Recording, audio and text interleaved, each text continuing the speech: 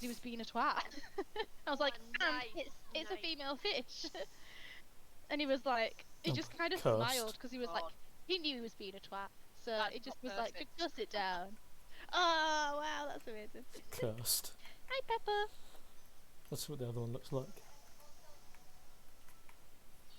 Cursed or not? Cursed or not? One thing that happened in my school was we had a supply teacher, and two students got in a fight, and the supply teacher was like, "All right, break it up. What the hell? You do not start fights in our classroom, especially ones that I'm running." And the guy was like, well, the kid was like, "Yeah, he started it," and then the other kid was like, "Well, he started making fun of my mum," and the other kid was like, "Yeah, I don't care." The other teacher was like, "What was he saying?" And the kid was like, "He was saying that she was a nice person." And the teacher looked very confused and was like, "That's not really an insult." And the kid went, "My mum's dead." Oh, and then I the teacher looked so see. awkward. I see the And the teacher insult. went, "Okay, well, you two need to go to so and so's office and explain the situation. I'll call for someone to escort you two there." And for the rest of the classroom, he looked so fucking awkward. But still, in his situation, what the fuck do you do when you don't know every child's situation? And it's like, Yeah. Everyone roll your d20, by the way. Woman, and it's like, how is that a problem? And it's like, she's dead. I am putting my comfy things on and then I will. If it makes Okay. you feel any better, a trainee teacher got sacked from our school because he asked one of the year 9 girls to tape his trousers shut. Ew. What? His fly broke and one of the girls pointed it out and he said, "How about you come up here and tape it shut for me then?"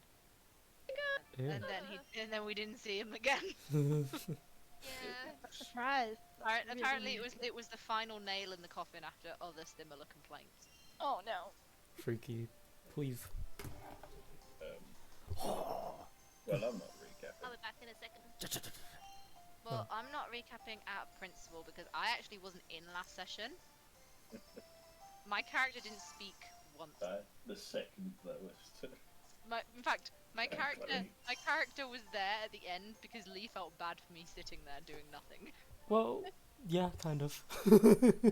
I was I gonna. wasn't in last session, so I shouldn't have to recap. I was gonna say something else, but yeah, no, yeah, that basically. I mean, have I got inspiration? If I don't have inspiration, I'll be willing to recap to the best of my shitty knowledge for inspiration. But I can't Right. promise anything great. 1 second. Nearly done, nearly done. Ugh. No, Rachel. Anyway, I was still wearing my work clothes. I wanted to get changed. I'm not sure if you've been told this, but there's some developments happening with me recently. What? Are you Oh, it's moving not me! out of Yay! here? No, I am. Gay. Called it. No, I'm doing I'm doing one shots again. Oh, No, it's definitely the gay thing. He's just covering up. He's still shy about it, you know. Yes, I love the penis. So he admitted it. Everybody heard it. We've got that recorded now. We can play the tape. La la la, you never give this. It's I've all a been- joke, I've- bruh. I've been saying for a long time that I'll start my new campaign in January, Ooh. In a campaign. and every time I go to sit down to plan, I'm like, man, I hate my life. I'll do it later. That's how I felt over the last 2 weeks with making those maps. I was like, yeah, I really want to do this. I want to make it look cool and do all the things. And then as I sat down, looked at the screen. See, me and Lee are each other's opposites. Lee's like, man, I've done so well with this story. Oh, fuck, maps. And I'm like, oh, man, I've done so well with these maps. Oh, fuck, story. That's why we collab. Lee, I'll be Yes. a map maker. I'll make you maps. I've just seen your character. I've just Yeah. logged on. For fuck's sake. Is it a very angry small No, child? it's No. the name. It's the name alone. Yes. You know. For fuck's He's sake. trolling a DM. I'm He not. is. I'm You not. know He- better. He's called his character Will Endowed. God's sake. As well, it's spelled Will, as in the actual name Will, and then Yeah. Indowed. So it's not precisely the word. You're It's a just bad it man. sounds like it. You are naughty. Naughty. I sort of logged in and I was like, right, Lee's shit. And I was like, where is Lee? I know which one I'm Lee not posting an RPG horror Instantaneously. stories. I Instantaneously looked and I I have was like, had- yes, that's Lee. I've had that plotted for so long and never had an excuse to use it because I wanted to have it be a character I actually played. Now you need all the other party members to be called like Bend Over, Kraken, all those stupid Phil names. McCracken, yeah. Yeah, That's if why, anything, that's why they're adventurers, because the whole life they've been mocked for their names. Yeah. Except for Lee's character, who's been praised for it, I guess. if anything, that's what he's doing. But what if he's he's saving not? What if his- he's not well endowed and he's like, oh. See, he's the, Oh, the, that saving was all of these his names mission for is to every time I find- do a one now and then. see, the thing is, my character is completely oblivious of it as well. Is he a wizard? No, he's a paladin. Oh, well, Wants to he find could the use- magic to make use- it bigger. He could use the enlarged Yeah. description as well whenever he does that. Gross. I was thinking that because he's so like self-conscious of it. So I guess if he doesn't know, what if people cast it on him? I like the idea that there's maybe like loads of people who are like really interested in him, and he just doesn't understand why. He's like, oh my god, I must be really attractive. I mean, the They're thought all of like, it, the thing that makes it a bit weird is the fact that his mother decided to call him that. Yeah. I know you see the baby like, damn. Damn, Maybe it was that a baby's gonna have a nickname. big dick. Let's call him It might Will have now. been a nickname from his teenage years, and he just never like noticed or anything. He was like, oh, that's a cool name. It's better than my own one, which is like stupid. And then he just kind Gone of are the stuck with it, days of but me it being went way called over his head. Stuart. Yeah. No, see, the story was Right. that where he came from, his family were nobility, and nobody would ever dare say anything about it. And then he never got the gist of it. He never figured it out. And then he goes adventuring, and people start saying it, and he's just like, I don't get it. Well, It's, that's it's my even name. worse then. Those parents did that as a flex because no one could tell them otherwise. Pretty much. But yeah, I am thankful to Lee though because God yeah, damn it. it saves me having to create a character myself. Oh yeah, no, don't worry. That's my bread and butter. I'll make another 5 before the session's over. Yeah, and Rachel, to get this clear, the reason why Lee has saved me is because before I asked Lee to join and be a tank for me, the lineup of my group was a druid that only had 1 healing spell, the 2 rogues, and 1 that I'm yet to make because she's only available Friday to be about to make her sheet, and she wants to be some form of quote mage. Squishy, Yeah. squishy, squishy, huh? Yeah, I think she's only played D&D like a couple of times, so everyone in the session are fairly newbie, apart from Lucas, who I think he told me he's played a couple of campaign games before the game basically dropped and went through, but so he's probably the most experienced one in the group, aside from Lee now, who's joined us. I'm too scared Which, to play with strangers. yeah, Strangers, that's there is a fine. risk. Played with strangers, But and not it was you guys. and it No, I turned mean, out to as be the as a best DM, Yeah. I'm alright with doing it as Oh, a player, I but I see. am not okay doing it as a DM. thing. No. I was going to say you'd probably be alright with my mates on the other server. The mixture of being as chaotic as you guys, but extremely wholesome. It's probably one of the most wholesome discords I've ever been a part of. Oh, Hey, I don't think we're that chaotic. we are pretty chaotic. I like how you word like, I think we're pretty wholesome. If you want to just show how wholesome the group is, I'll read out an announcement by the guy who owns the server. Hello friends, tiny announcement for the sake of repurposing a voice channel. An Annie's room has now been refurbished into Artsy Fartsy. If you like being artsy and creative and would like to stream/show what you're working on, then do so here. Perfect for when you're working from home or stuck studying and would like to do something on the side. I'm not sure how much or often it will be used, but if people wanted to execute such an idea, much love, my dears. Yeah. How many, but Yeah. We need to up our wholesome level. We can't Yeah. have a more wholesome Would than you us. like to hear a non-wholesome no. thing from our server? Yeah, let's go the opposite direction. The Got most recent bitches. thing that the guys were sharing today on Beans was a picture of a cactus with a butthole. Kylo Ren saying, "I know what I have to do, but I don't know if I have the strength to do it." I had to mute beans.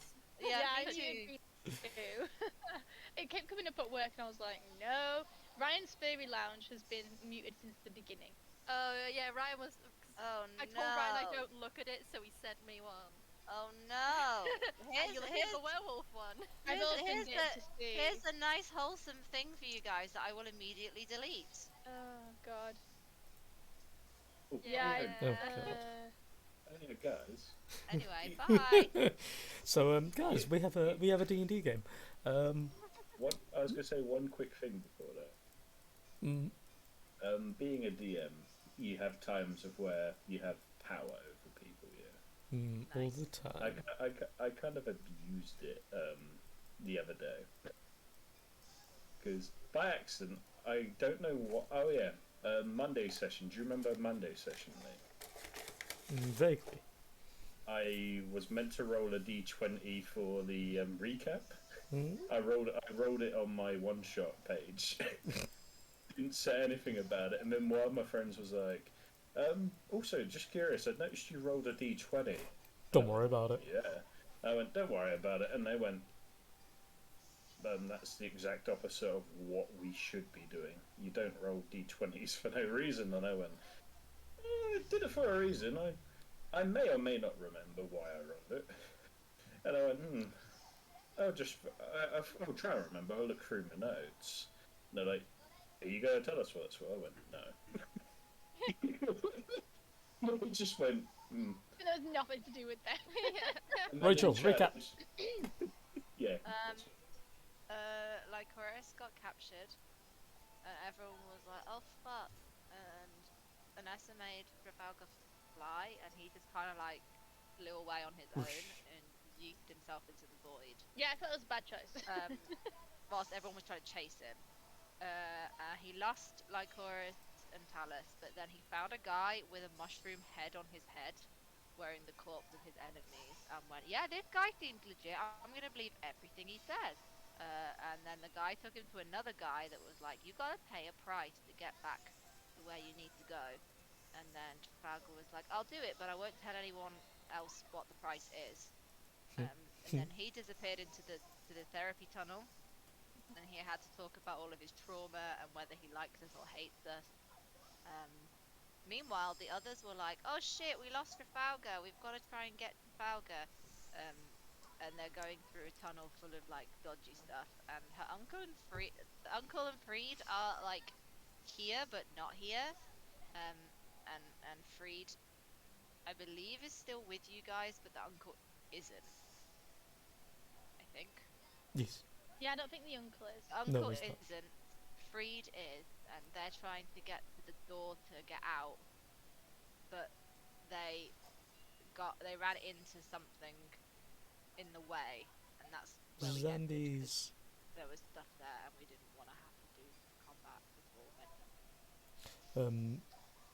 And I'm stuck in a castle, and Vantris just slammed the door open and walked in looking all smug. Like a bitch. Yeah. The bits that you can't see at the moment, I don't think anyway. Or maybe you can, I don't know. I see nothing, just saying. Ah, good. I As see it a should black be. screen. At the minute, all that there is that you're missing is the map itself, which is a long stretch of tunnel. It has a couple of statues of what look to be kind of like hooded figures with a scythe held over one arm, one shoulder. Some of them don't have it, but regardless, it's the same statue every like 60 feet or so. And whenever you step in range of its sight, trap triggers of a different kind. All around the area there are corpses all over the place coming to life. And yeah, you guys can kind of just continue moving as you were, to be honest.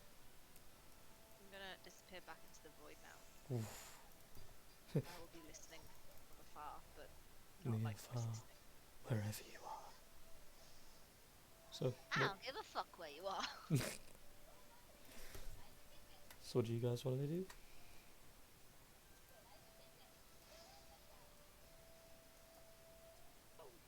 So we were running through, bit bopping the zombies as we went. I assume that's Hmm?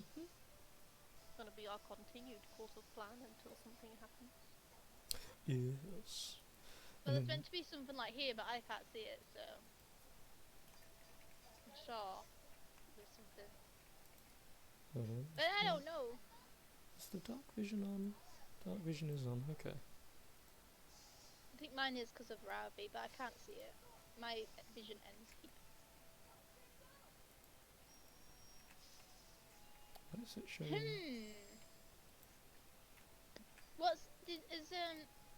Has he said anything about what he can see? I can't remember. Really weird. The dark vision... Oh, it makes sense now, never mind. I was like... For some reason, I was trying to look through your character. I could see a small lit up area, but then I realised it was emanating from Brewin. Because he's currently lit up because of his wings. Oh yeah. But yeah, the minute Freed and Jonathan are kind of on perimeter. Freed actually will light a torch because he can't fucking see a thing. I got Jonathan sitting there. I'm just Eldritch blasting zombies. Yes. Okay, so for the sake of a bit more speed, you guys can move yourself forward. Still group.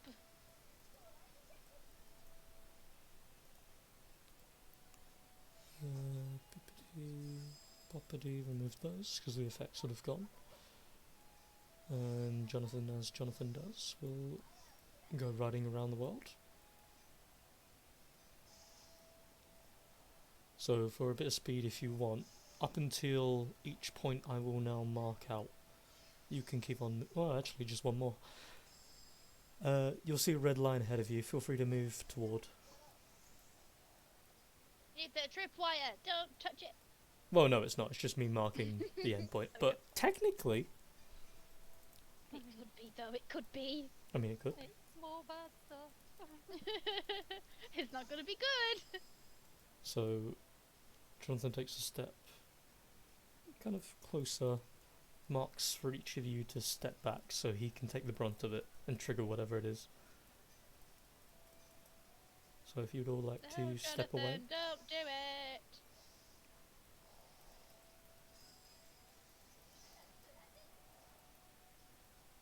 I want to stand in front of Etatari. Move back.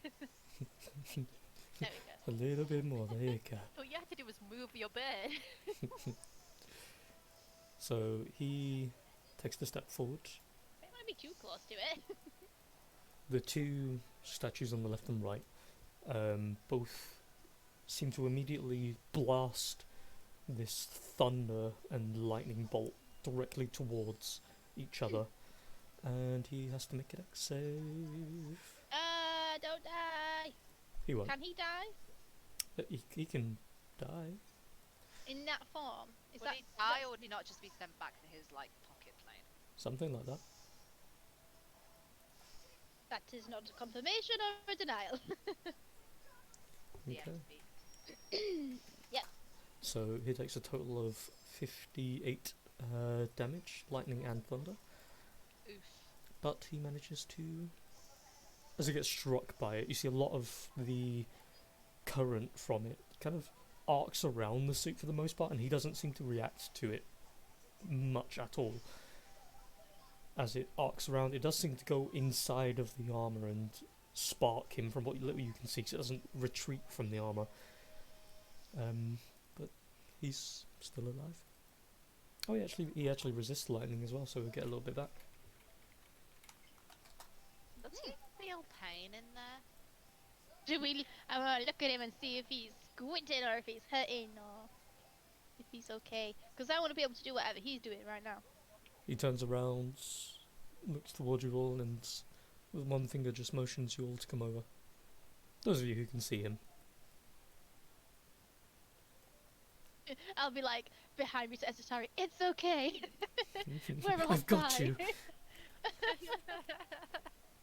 You guys do hear the sound of a heavy thunder clap, as well as a second of an explosion almost from as the lightning and thunder meet in him. But yeah, you guys can continue on. As Frida's moving along, I'm going to drop a few torches because he is going to start setting some of the loose cloth bits that are lying around on fire. What are you doing? Gives a bit of light. Fire, fire! Distracts as well. You guys can hear the cacophony of the groans and the grunts from the assorted undead moving around. But as you guys move forward, a lot of them are either slow moving or barely register you to begin with. Good. How we like it.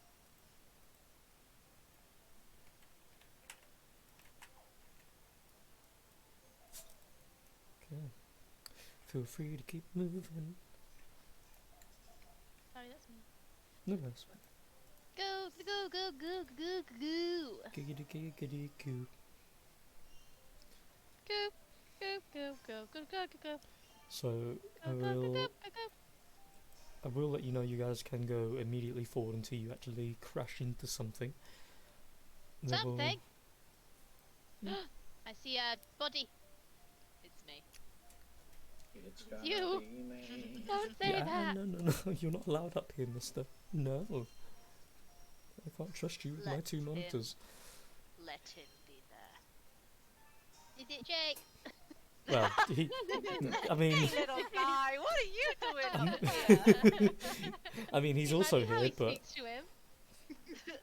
The more concerning thing is the fact that you think that Jake's climbed onto the table and climbed onto it. You never know. Like a you never know. like I've a been on a night fucking out with Jake. teenager. I'm in my I wouldn't put it rebellious past him, to be phase. fair. You can't tell me what not to stand on. Hey, you can't skate there. You can't tell me what to do. Oh no, look, there is a tree and a dead thing. So, as you guys move forward, the light that is currently over there on the ground is slowly dwindling. It's still fresh though. It would probably have been done in the last maybe barely 10 minutes. And you do notice there is the body of a figure. Looks like that. He's wearing what seems to be mostly Myconid made armour. Oh. So it's technically a flesh armour more so than a hide, but it would act statistically the same.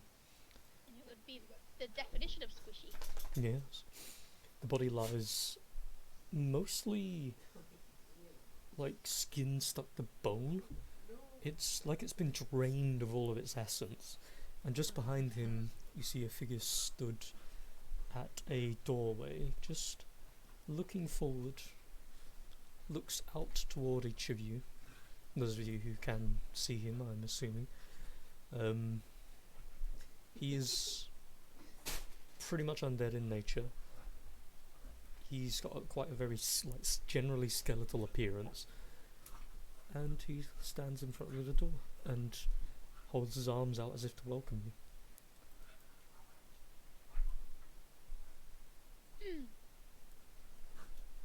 Oh my god, is it Trafalgar?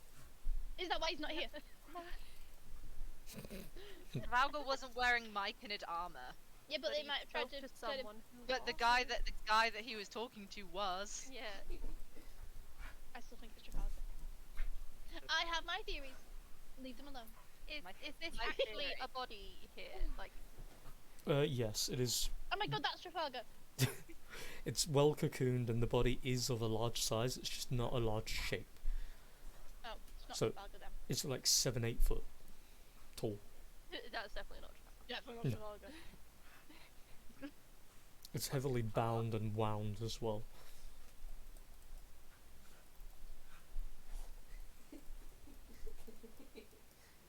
What do you guys want to do?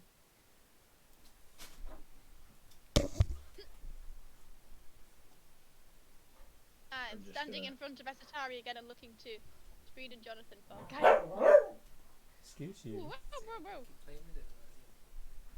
Yeah, I'd like to reiterate that I am taller than you. I don't care. It's a thought that counts. Yeah, and you're not blocking my view. It's fine.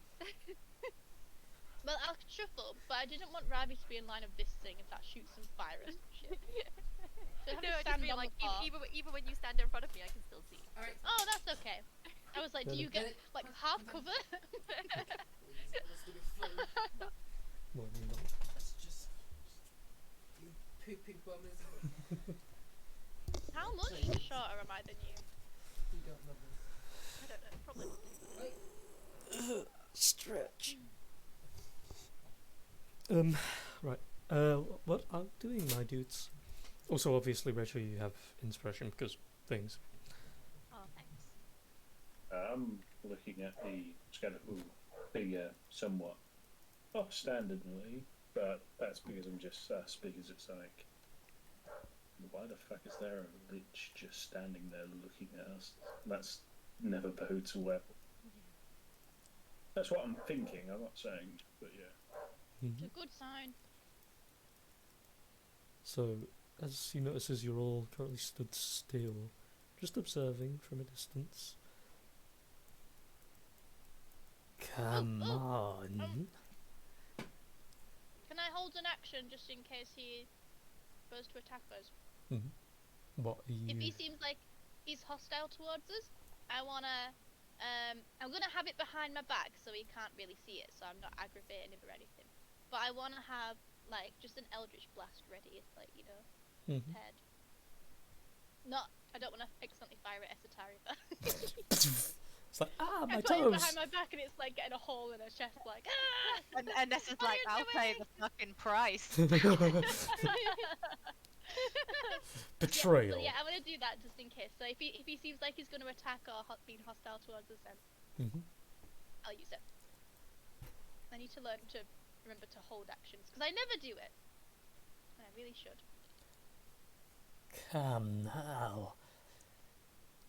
Someone just- must step forward. I'm just gonna look and I'm just gonna outright say, well,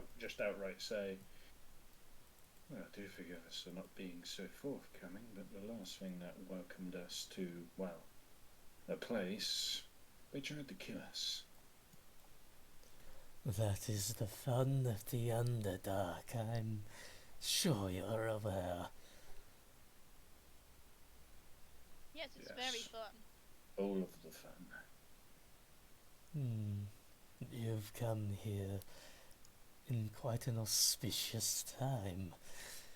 I do believe your companion has already passed through the door, chasing another of your companions, and another carrying them. However, I must let you know in a warning, passing the door is not something that is easily bidden. You must pay a toll. And no, like I told your ally, this toll is not something that I can choose to take or not to take. It is something that must be. So, if you wish to follow behind, offer something, though it will please you to know that your friend did leave an offering. And then he motions down toward the floor at the body that's been basically mostly drained. So one of you can join him.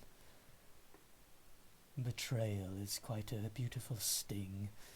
It's just a shame that he didn't even really know the man.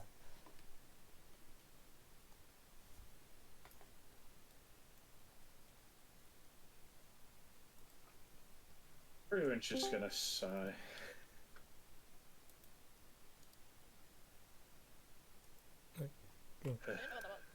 It's the bot. I was like, Aaron? I thought it was going to be surprise, motherfucker. Here comes the person playing the lich. No, no, not a second time. Yeah, what are we doing, guys?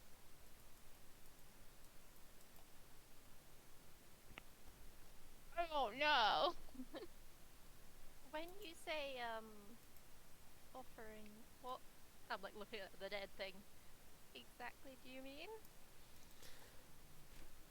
Typically, the term is a pound of flesh, but to be more specific, as long as you can meet an equivalent price to 1/3 of your remaining lifespan, I can open up the gateway through the door and lead you to wheresoever you are needed most, which coincidentally I believe will be where your friends are. If you want something specific, usually I take a limb as a price, or enough blood to constitute that same amount. I can also I take. like that he gives us options. I can also take. Like a payment plan. Would you like to deposit over the next 3 months? Yes. We don't like paying up front. Do we want to do that with cash or card? I'm going to use Klarna. Ugh, Thanks. Klarna. Oh, I Ugh. always use Klarna. Oh my god. Okay, well, so if it's like 2 pounds of flesh, then 2 people can go through. Is that right? Essentially, yes. What about the chicken? I'm Like, not seeing how do I your get the point. chicken through?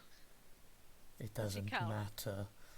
As long as blood is paid, it doesn't matter by whom or what or when. As long as the person offering it can give me it of their own free will. I want Vlad to start taking out a dagger, like he's going to start offering up some blood, and then Alessa's gonna throw her hand down, and be like, nope.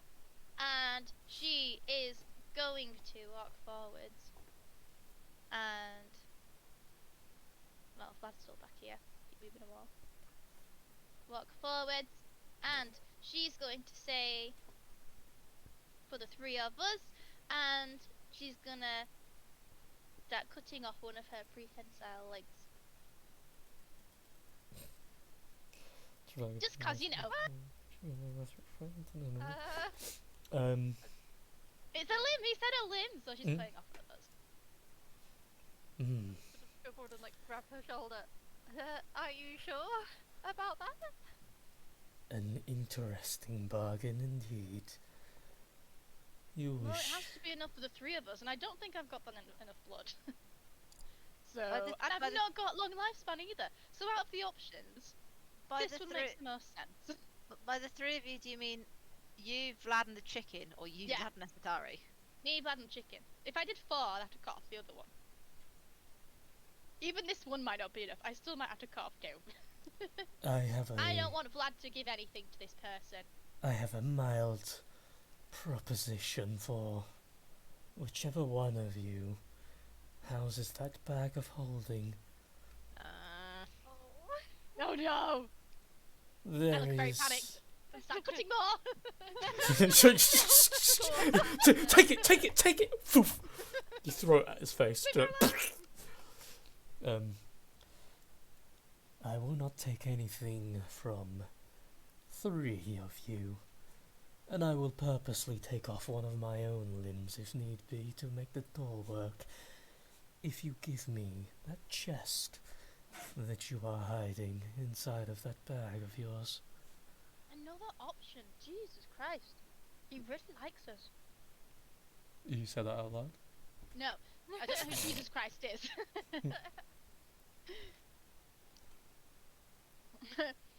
I want to look at Esatari, but I don't want to give away who's got the bag. Yeah. Um, I'm gonna see if I can mentally talk to Brewin. It's like just try and reach out with my mind. mhm. See if there's any interference or anything. Doesn't seem to be.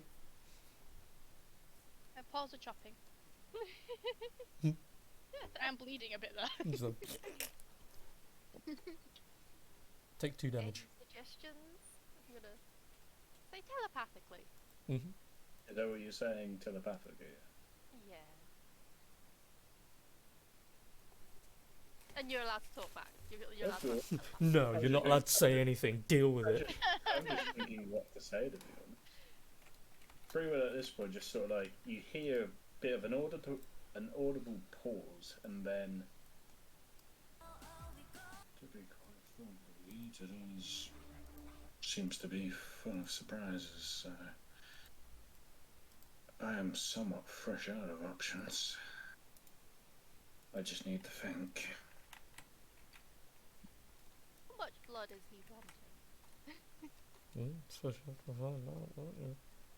All I'm gonna say is if 2 trips, the one for Trafalgar and the one that he's offering you, the body in front of you, I mean, if the body in front of you is worth 2, probably a substantial amount. Either that or he just killed him because he was dead anyway. Took his blood because he was dead anyway. Brewin perks up to this guy and just say, you say forms of currency, and you've mentioned a limb, a body, which is worth probably 2 people passage. So far I'm hearing mainly blood and bodies, but is it just any old currency, or what is the currency that you are hinting at? I'm not hinting at anything, I am telling you directly. It is either the body, blood, or something that interests me. What But about sweat and tears? But let me get it straight. If I take something that isn't living matter, then I pay the price for you. That is why I would prefer something that will pique my interest. Do not think that I am not clearly what I am. I am very old and I am undead. Eventually, if I eat enough and cause enough mischief, I will regain anything I lose, unlike you. So, if you can make it interesting, and offer me something worth my own body, I will open the way. But do remember, I only have so many limbs as well.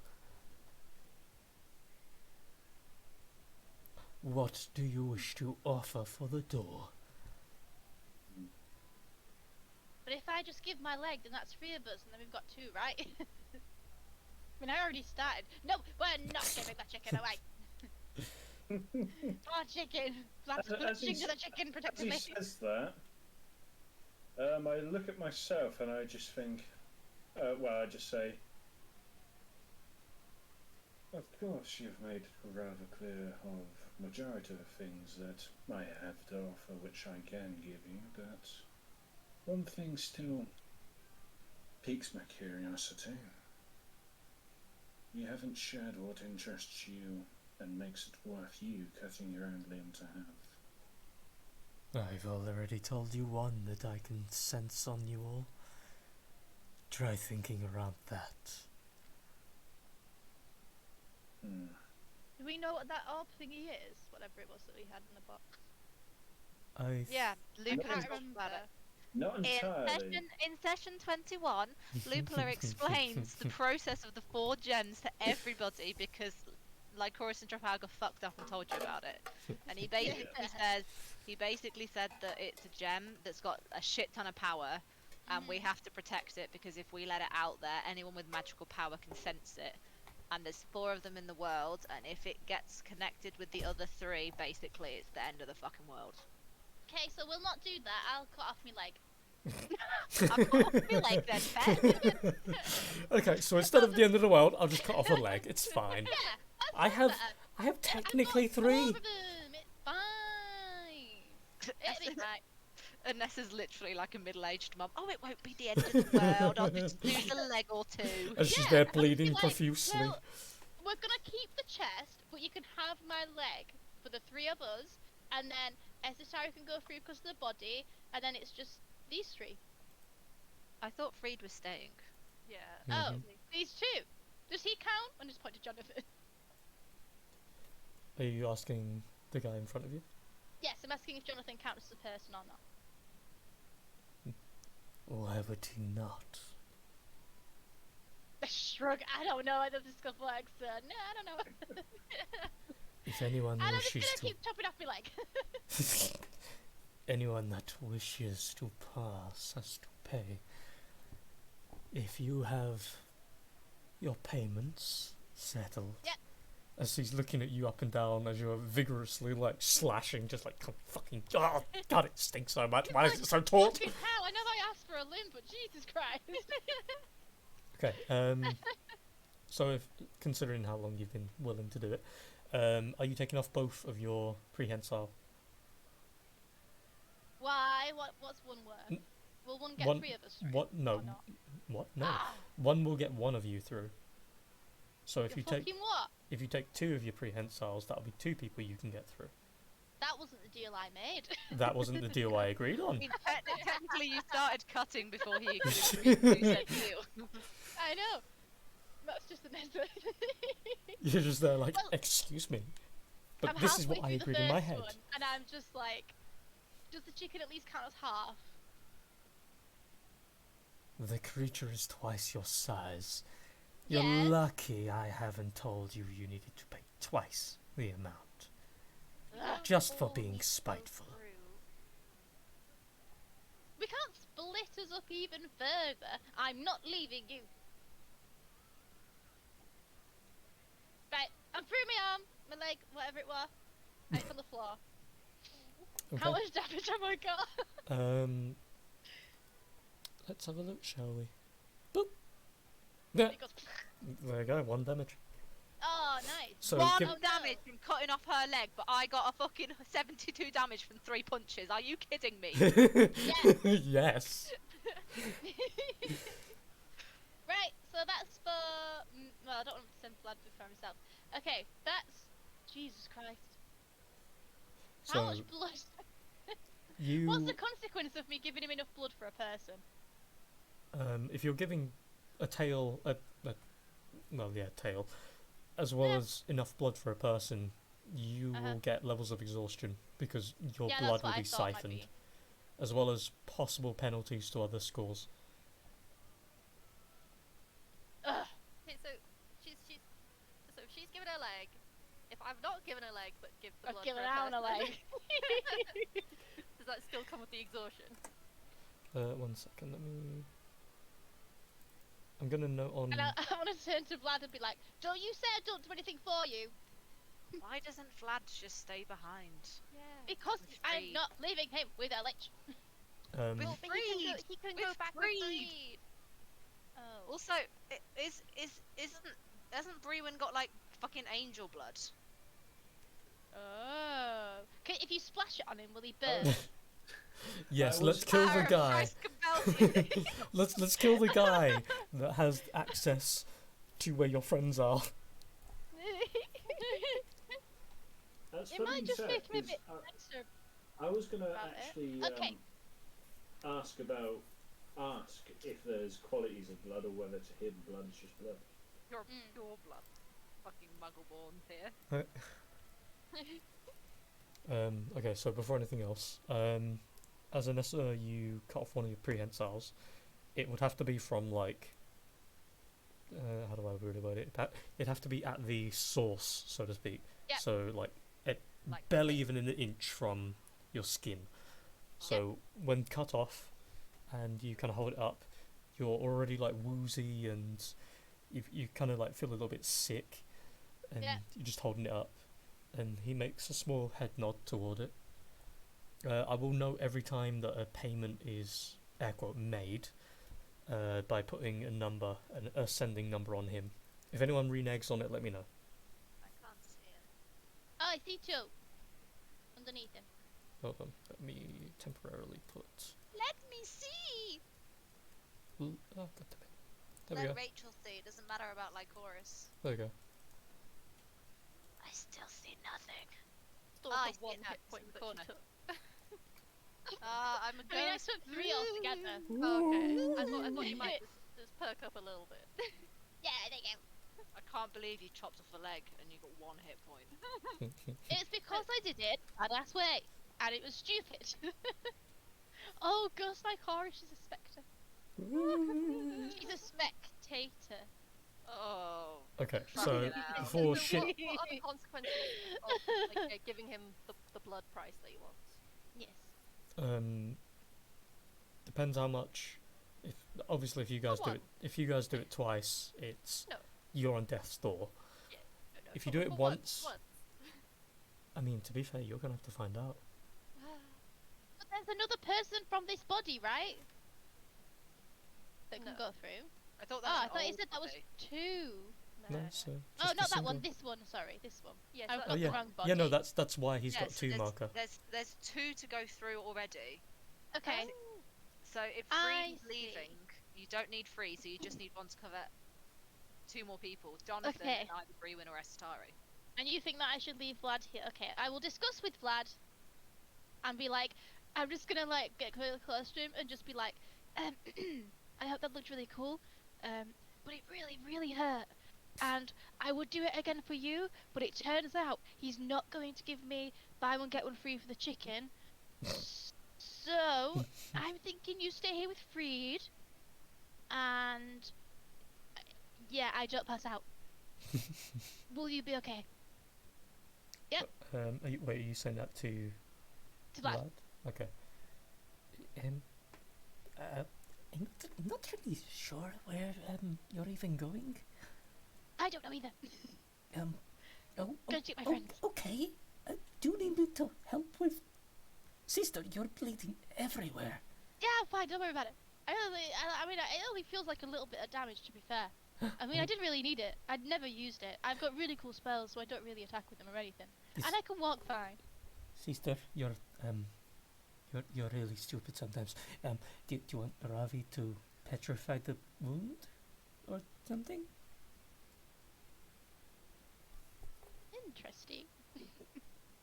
Can he do that? What if he petrifies me by accident? He could. I'm looking at Aravi just like, how good is your aim? He's just looking at you with these like wild eyes that are looking around, and every now and again he'll like flail around as he sees a zombie gently skittering toward it, and Ravi will don't just be like, trust Okay, he can petrify it. At least I'm not bleeding. make an attack roll with Ravi. Oh no! Let me find this sheet.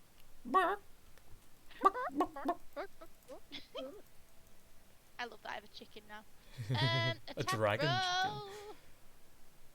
What am I doing? Is it the wild and malicious peck thing does petrify things? It'd be the normal attack. The peck. The peck. Oh yes, I see. I see. Do I have to roll against it, or is it because I'm willing it takes thingy? 1 second. Well, Been a bit shit, to be honest. Oh no, I'm gonna get petrified out. so because you're willing to be hit, you kind of like stand still, and Ravi kind of like slowly leans forward, and Vlad's just like, yeah, go on, do the thing, and then Ravi's But just you said like, I was a stupid one. and then you just feel this jab in your lower back. Oh. Make a Constitution save, please. Constitution save. Yeah. Okay. So as you kind of like feel at where you were pecked, yeah, it's like a couple of inches away from the actual area, and you feel that spot that Ravi pecked is like really like rough now and has the texture of stone, and you just turn around with that kind of like. Yeah. That was a dumb idea. Why did I do it? You see, there's You're a fool, brother. A fool. what? I didn't actually think you'd go through with it either. You're a fool for doing it. Typical. It's fine. My back pain is gone, so at least there's that. The nerves have been frozen. Okay, and that part of my back will never age. Win, win, win. I mean, Okay. You stay here with Freed. Freed, look after him. I will never forgive you if he dies. And I'll get you myself. I have an entire half of my remaining village back there. I don't think adding someone who knows how to handle themselves is going to be a difficulty. But still, don't let him do anything stupid. Don't let him drink. He- Don't let him. He looks anyone. up toward him. Hmm. Only when I'm there. The lad has this like innocent like grin on his face. Don't trust that grin. That's the first hint for you. Top tip. He's a sneaky little shit. Look after him. I don't want to lose him. I'm gonna. What's Brewin gonna do? Brewin, are you cutting something off? Giving blood? What are you doing? Are you gonna be a donor? Or do you want me to cut this other one off? No. Jonathan? Hello. Oh, I will give blood. Jonathan steps forward. He looks up towards Savage, which is his name obviously. Picks the body up of the guy with the armour, holds it in one hand by the scruff, kind of looks up and down, kind of just moves it a little bit out of the way, places the body down gently on the ground. What if I gave myself What? entire no. body armor included? No. Surely, No. considering you can apparently see what's inside of a bag of holding, you understand what? And then he kind of makes this show of himself, holds his arms out, and then points his fingers at himself. You can surely understand what I've got going on here. He's really full of himself these days, isn't he? Please, I'm sexy and you know it. I'm sexy and you know it. Do. He squints for a second and looks him up and down. The undead's head tilts a little bit. Interesting indeed. Do you understand the kind of difficulty that normal casters face with such extraplanar activity, much less one that has been blocked from it? What you've done is, needless to say, it is mischief of the highest regard. What exactly are you offering? And then he starts to step forward a little bit. He places his hand on the cuffling on his left arm and starts to break the cuffling and sort of exposes a little bit of what's underneath.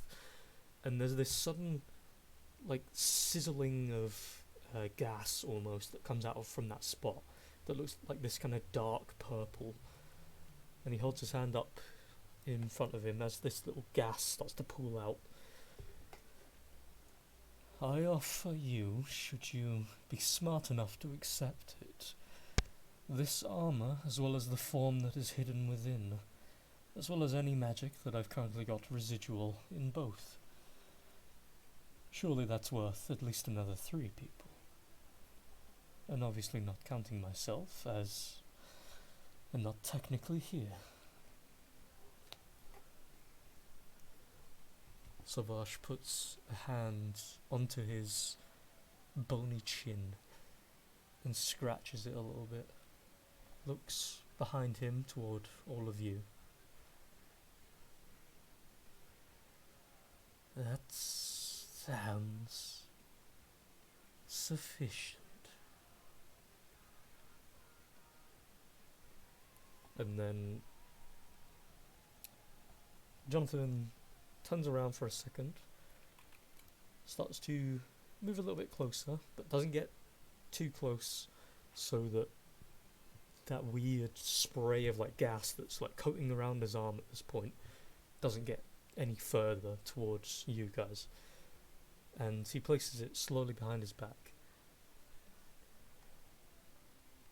I'm about to essentially die, but you will see me again if you visit the tower. Good luck. Sorry that I couldn't do more for you. Oh, and by the way, Anessa dear, try using incantations once in a while. I notice you're very base with spellcasting, and that sounds offensive, but it's more longevity with magic. I sort of have a know-how with this kind of thing. Anyway, I'm technically in incredible pain right now, so I'm going to go offer myself to the undead Satan over there. Incredibly offended. Base! Base! As he turns around and starts walking away. Yes, I mean base, because you cast as if you're a sorcerer, my dear. Your magic is natural to you. Try learning some incantations for your spells and they'll be far more powerful. Anyway, goodbye. See what you do, Jonathan. I better I'll do. just go, thank you, as he goes. And Just let him do that. as he holds his hand forward, Savage quickly grasps on the part that's exposed. As Jonathan turns around, watch him as he goes. As Jonathan turns around, he grabs at the top of the helmet and pulls the helmet up and off.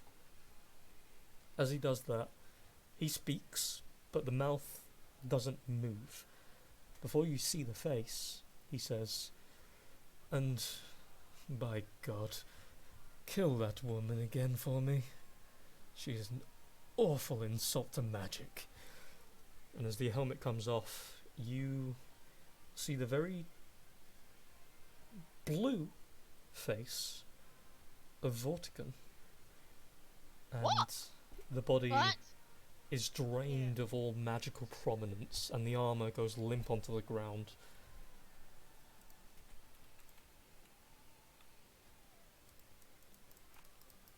And as Sabash takes the armour, drags it toward him, places it to his left, the helmet placed on top of the head once more. As promised, he will be worth 3. If you would like to grab another person, or persons, I can wait. They've got 5 slots now. Mm-hmm. How many do they need? 3. I guess you can bring Ravi and the chicken if you want to now. Yeah. I mean, it would have been fucking leg back on. it would have been great if you'd done that before you chopped off your leg.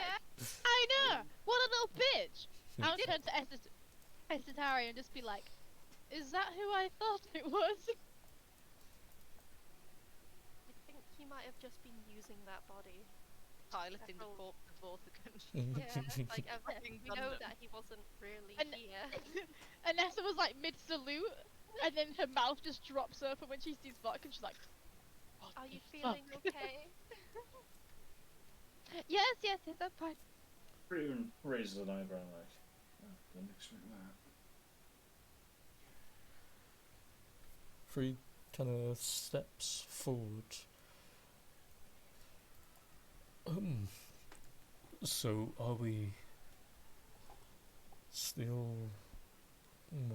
What would you each like to do? I can come with you if you need me, but it's preferable that I don't. If it's preferable you don't, it might be, preferable for you that you may need to go back, because you know where your duty is, my friend. He nods a little to you. He turns around, looks back at the small bits of fires that he made. I We'll be going now then. I would rather get back to my people as soon as possible. We will try to find Lupilla and make our own way out. My dear, my dear heroes, do what you need to.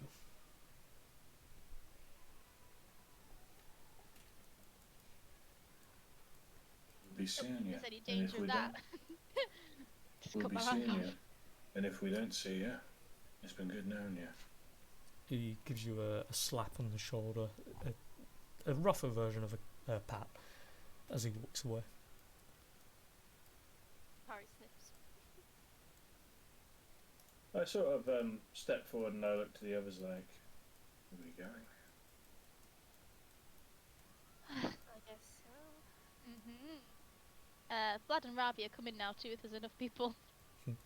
Yeah. Well, that's Man, just Jonathan screwed you over real good, huh?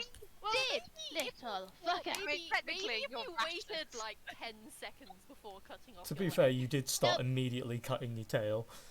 Yeah. It was just like, I will sacrifice myself. Yeah, because Vlad was gonna start cutting his I mean, fingies off. technically speaking, you could leave the chicken or Vlad behind and take your leg with you and have it reattached at some point. Nah, it's cool. I already got another one. She did what she did. She's fine with it. Which It felt noble to her, even though it was stupid.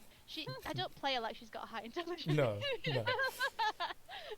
It's She's there just for spellcasting, and that's that. What's her That's wisdom it. like? What's her wisdom like? Really shit, I think. Mate, I was she's, gonna she's say. just she's just not that wise. She's super academically Wisdom is smart. but zero, Real so- life is a dum dum. Yeah. Zero. Most- I've got 10. Like, I've known so many really smart people who are just, you know. Dumb as She's got bricks. no common Yeah. sense. But she's just so impulsive, so it just overrides everything else. And she just doesn't think of things through. So, You'll learn from it. That was one fun anyway. as through the trauma Anessa tunnel. Woohoo! is one, as Anessa is one tail less, I will inform you that because you are one tail less under normal circumstances, I would penalise the racial ability it's related to. But since the idea of the tails is that it doesn't matter if it's 1 or 2, the stats are the same, there will be no Yep. change. It's just you're going to be in a little bit of pain for a bit.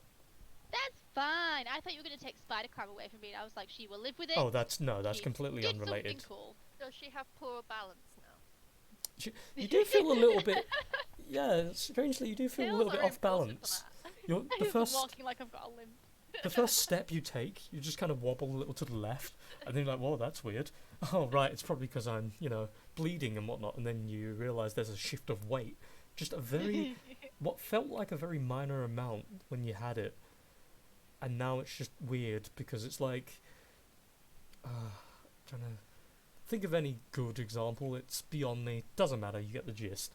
It's like I'm a previously 4-wheeler car, and now I've only got 3 wheels. And But that's I'm not a 3-wheeler car because the 2 of the wheels are just on one side. Yeah. I thought I would be a 3-wheeler car, but I am not No. because I am now unbalanced. You're not the tricycle you expected to be. I am not. I'm putting that in my notes. Quickly gotta write that down. That was a fucking good joke.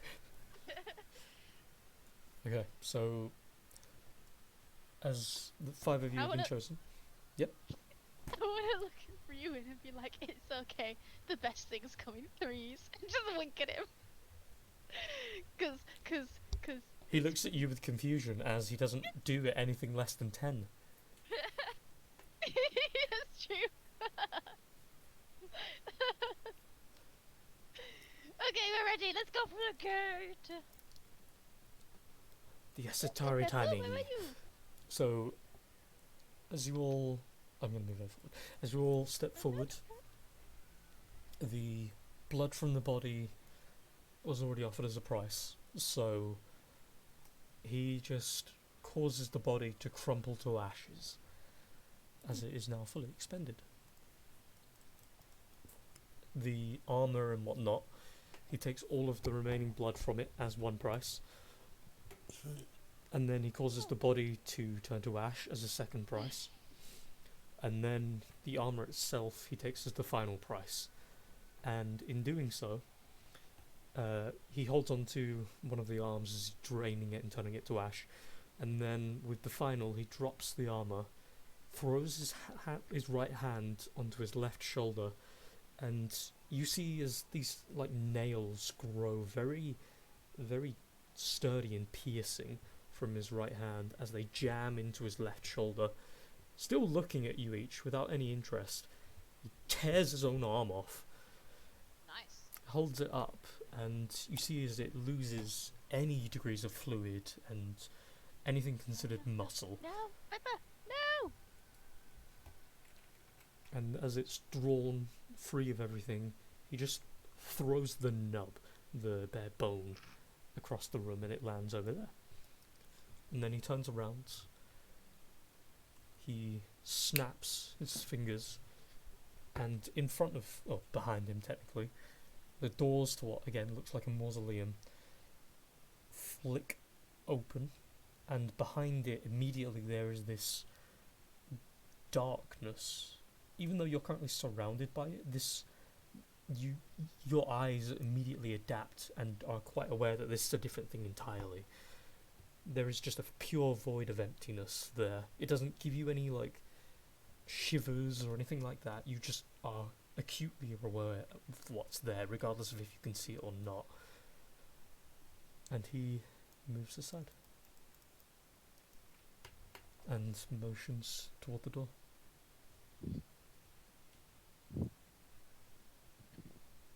Is there anything you wish to know before you step through? Yes, where are we going? And We are going into this subline.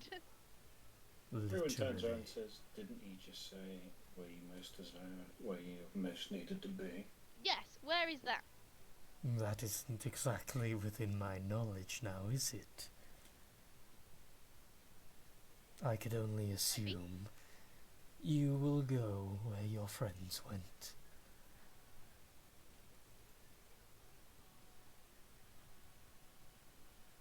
Any drawbacks from this, or is the drawback only the price that you pay? The price, once paid, opens the door. It will lead you through the dark corridor. Despite the name, it isn't a bad place. However, should you be of such a low mental fortitude, you will lose yourself in it. While in there, you will encounter questions, is the way it has been described. You will lose yourself in the music in the moment. You will recollect a few things. Since multiple of you are walking in at once, there is a chance these memories can intermingle. I hope that you are all very close with each other. Oh, shit!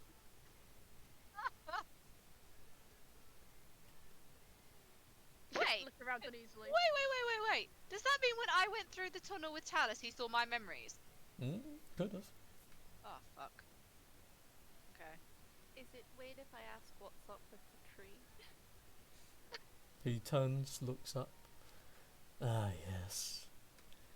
It is a long story that neither of us have time for, so I will give you the abridged version.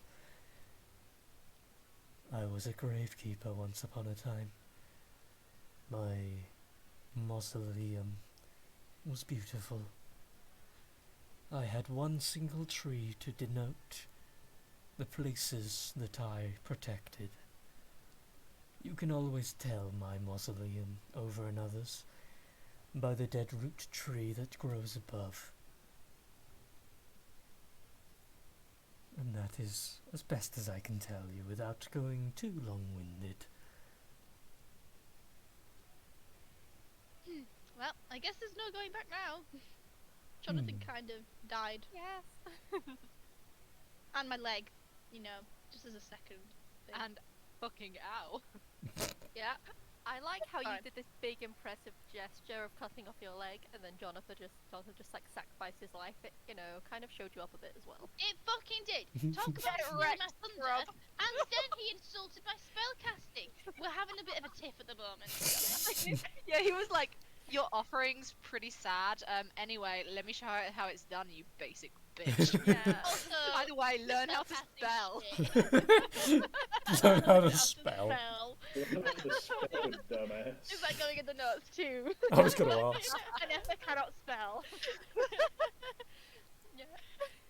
It's more that Anessa has issue with basic spell. I feel like Megan's Basic notes. spelling issues. Megan's notes on that are gonna be Jonathan dissed Anessa's spelling.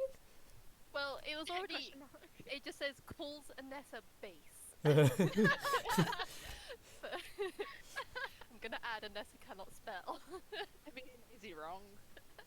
Probably not, but that's why she's mad about it. Madka's bad. It's true. Yeah. You'll learn from it. It's true. It is true. Just see what the trauma tunnel brings. Are you all walking in? She's going to relive Yep. that moment where her thunder got stolen. That's what it's gonna be. That's gonna be the horrific memory. That's overridden everything Flashback to else 5 now. minutes ago. There's nothing else. It's just him killing himself while you're there hacking away at tail like you fucking. I just. Fuck you, Jonathan. Couldn't let me have it, could he? Just couldn't let me have it. It's got reverb of him just going bass. Bass, bass, Bass, bass, bass. bass, I love bass, how- bass, bass. So, As long as it goes into a filthy breakdown. Bass. Like it's a Boots legitimate drop. traumatic memory, but just for the wrong reasons. Okay, are we going in? Everybody going in? Yeah, let's go. Jump. Okay. Whee! Throw yourself into the mausoleum. Enter the Yeet. void. void bitches. Into the void. I'm ready. So let's get ready for trauma dumping, everyone. Trauma time. Yay! Okay, so everybody roll me an initiative, please. Wait, Oh, no. wait, don't start. I need to pee, but I want to hear it all because I'm writing Okay, notes well- for Aaron. I will 2p. Everybody else pee if you need to pee, because this will Mine's just doing probably be a hot minute otherwise. I can take my headset with me while I pee. Oh, it's all right for some. Yeah, God. I Connor didn't as even well. put it on the turn tracker. I got you. So shit. I got you, don't worry. I was gonna say I don't need to go to the toilet though. Go for I a will pee. go for it Everybody anyway, go just pee, pee. I feel left out. I'll get a drink then. I feel bad now because like I was like, oh man, I really have to pee before we go in the tunnel, and that's why I went. And now you're like, it's pee break time. I'm like, oh, Damn it. Initiative. Is this the order? Oh, Ravi's gonna relive his traumas first. 19. Natural 19. God. 21. Right, I shall go try on P2. I'll go for a try. I believe in you. Thank you. It's only because I feel left out.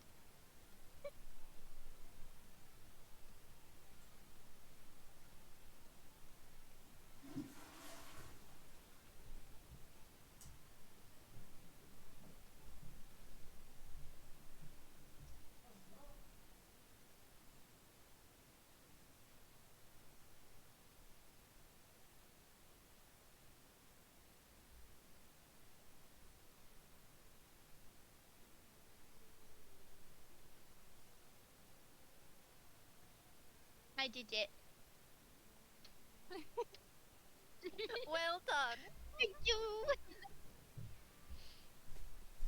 Ooh, I think I have chocolate in my school bag too. I'm gonna get some chocolate. What? I'll have some snacks while I relive some character trauma. I hope you know I'm going to trauma dump you so hard. You have, I think, the most unaired dirty laundry out of everybody. I was gonna say that can't be right, but then I remembered that Trafalgar and Lycoris weren't here. Yeah. I See, was like, no way. see, funny thing is, if we're going on a scale, it would be of like top down, worst to normal. You obviously are right on the bottom because there's There's not. Some of us aren't problematic. Yeah. It'll easily go Lycoris, obviously. Then it'll go Brewin. Then it'll go Inessa. Then Trafalgar. Then you. Because Trafalgar's problems are self-taught. Yes. Rich His- boy problems. Yeah. Yeah, kind of. His won't follow him. Mummy praised my brother. Yeah. Yeah, literally his issues. We're all like, is that all it fucking is? But you're so edgy. We thought your trauma was real. Yeah. And Very disappointed. Brewin and Lycoris have armies of people after them. Yeah. Yeah, that's pretty. Yeah. Inessa's, well, we'll find that out in a minute. And yeah, then there's our dear little, our lovely little Kalashtar, who's just casually enjoying herself. Look, okay, my parents were nice, Exactly, and I had a nice yeah. childhood. I don't think I Yeah, need to be I mean- ashamed of this. No, not at all. Pathos. To be Lee, fair, can we take no, go can we ahead. take some free reign with it a little bit as well, like embellish things? Well, Like I've shared yeah. with you a few things, but I've got like I might think of things kind of on the spot. Or things No, that that's I've forgotten to mention. Totally fine. Okay. As long as it's true, that's all As that long as matters. it's not, she's actually secretly a princess. Yeah, You're like, sure. no, she's not. It's like checks her backstory. It's like doesn't really look. Do I need to Damn it. change some things here? She's a princess, and 1,000 platinum just appears on her person. Excuse me. This is in your memories. So unless that happened, It's her dreams. in which Not case, dramatic. technically that would add more questions. Then where I was did the gonna say- 1,000 platinum go? I love the idea that instead it just turns out she's completely broken from reality, so all her memories are false. Yes. Ooh, I like it. Ah, dear. Your memories are false, and that's so 'cause I say. No. That's when she finds out. She's like, "Ooh.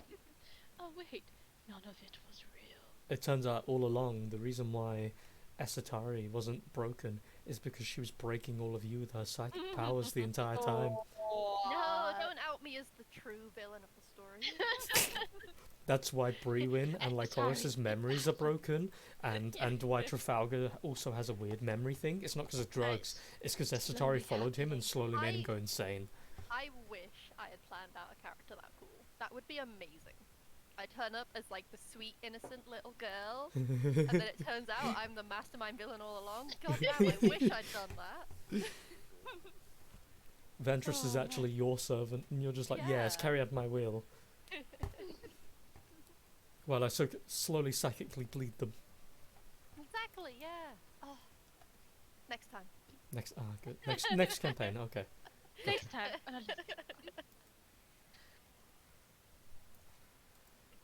Ah. Konuru? I'm here. Oh, hello, is that everybody? Klo? E. Lo? Eh?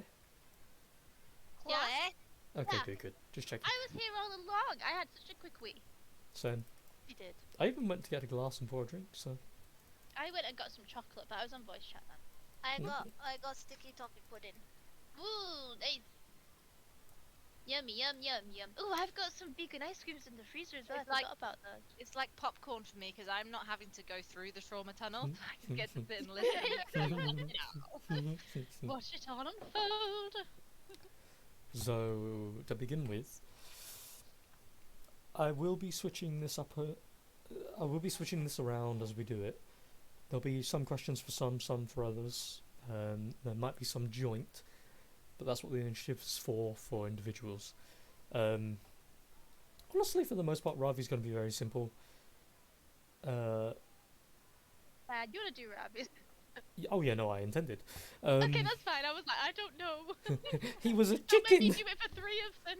It's not rather. How does it feel to be a chicken? I mean, to be fair, I have some lore that I can dump in regards to Vlad here. So, Do it. Oh my god. yeah. So fine. So to begin with, again, I'll ask questions when it's appropriate to people. You guys will see each other's. You won't see each other's memories, but you will be aware of them. So, if, for example, like with Ravi, he remembers his first couple of steps. He remembers his mother, which was a large cockatrice that had actual scaled wings. You guys would be aware of the feelings that Ravi would have had at the time, where he's like very happy, and you would have a similar feeling coming through you. You're a newborn, the world is strange, but there's this great guardian before you that cares for you, and so on and so forth. You won't see the memories, is the only difference, but you will feel the same things that everyone else is feeling. Interesting. So, again, start with Ravi. Ravi starts very young, as a young little cockatrice, strolling around the forest, the giant footfalls of its mother following behind. A couple of other little cockatrices running alongside of it, a little bit faster than he is, as he tries to start flapping his wings and float a little, but he immediately slams into the dirt. His first couple of most important memories, anyway, are firstly, as where he grew up is a very dangerous place. His mother fought off a large blue dragon-like creature that exuded this electricity constantly, and long story short, he remembers seeing his mother be killed by this dragon-like thing that has more properties to a dinosaur than it does a dragon, but it still acts like a dragon, and it's odd. Ravi feels intense sadness, like imagine having your heart broken for the first time. He immediately starts to flee with the cry of its mother as it fights this big dragon creature off, turning it to stone very slowly, but with not enough success to keep it from killing her in time. He loses his brothers and sisters as they all flee in different directions. His next most potent memory is meeting Vlad out in the forest. There's this small ravine. He's just taking little sips. He himself now is around about the size of, give or take, like a small humanoid. He's been living on his own for a bit. He sees this one humanoid skipping rocks, sat down on the ground. Ravi, for the most part, knows to be fully aware of humanoids in general, and is about to give him a big just leave. And Ravi, Vlad looks over toward him, charges toward him, swings his fist, but as Ravi's just about to either duck or try to peck at him, Vlad smashes a boar straight in the face that was just about to run past and crush Ravi. As the boar hits the ground, the force of Vlad's fist, and just as a note, this is a shared memory between the two. It is a very potent one, and all of you will be aware of it, visually as well. As Vlad knocks it to the ground and stands in the way between Ravi and the boar shakes its head, stands back up, and it starts to grow these bony, spiky protrusions along its spine as it then charges toward him. For the sake of brevity, the boar is very quickly beaten. He then cooks the boar and tries to make friends with Ravi. And, of course, as you can tell, they have become friends since that point. And the most prominent memory next is, again, shared between the two, and you will be aware of it, is Ravi being tied up to the back of the family house. Ravi doesn't understand the words that are being said, but because it's shared with Vlad, there seems to be an argument between what sounds like a Nessa and an older woman. There's a bit of concern on Ravi's end. It can't do anything. Vlad peeks out from the trees, gently pats Ravi on the back. and there's a deep sadness between the two of them. But it's one of those settled sadness. They're used to this by now. It's terrible every time. Oh. And then the next memory of Ravi is when he's flapping his way across a large body of water, Vlad on his head, and they head to New Horizons. And that one is a incredibly positive one for them. And because luckily Vlad comes next. Vlad's memories. His questions are going to be secret to him, but the feelings of them are quite hard on the heart. His few prominent memories, the first of which is when he's at his youngest, and Nessa is sat by him, currently teaching him how to survive. Not in a more brutal way, he is barely a child, like visually and just everything. You might as well be equivalent to like 5 in the memory. He remembers Anessa twirling the stagger in a really cool way, and he himself tries to do it in secret, and he kind of fails it a couple of times, nearly cuts his finger a few times. He remembers seeing her performing these strange tricks that she seems capable of doing. Magic, he thinks it's called, and he gets really enticed by that. He goes out of his way to figure out why he can't do it, why his sister can. He questions his mother about it one day, and long story short, she doesn't really tell him anything, just tells him to go away. But as he comes back later in the same afternoon, he notices his mother with this long, whitish, kind of grey oaken staff, and she has her hand forward, this flickering of energy over her palm. As she's looking down at her open palm, that was the buff, by the way, she mutters something to herself, and as Vlad's like looking in, she closes her hand, and this radius of energy bursts out. As Vlad's peeking in, he tries to move away, but doesn't get out of the way in time, and he's struck by it, and it leaves this burn mark across his face for a moment. And as he starts wincing, the mother turns around, berates him to oblivion. And then the next most prominent memory he has is his mother tending to him with these assorted potions and broths, but he never feels any better from them. The scar disappears, although he does eventually get better. And Nessa is not in any of these memories, and he does seem a little older. As he stands as normal as he can be, he finds that he's stronger. He doesn't know why, he can't fully tell how, but he knows his mother was involved. The only problem is, every couple of days, if he gets too far from her, he feels this strain, this almost nigh torture. It's like an addiction, and he has to go back to her for more of these broths.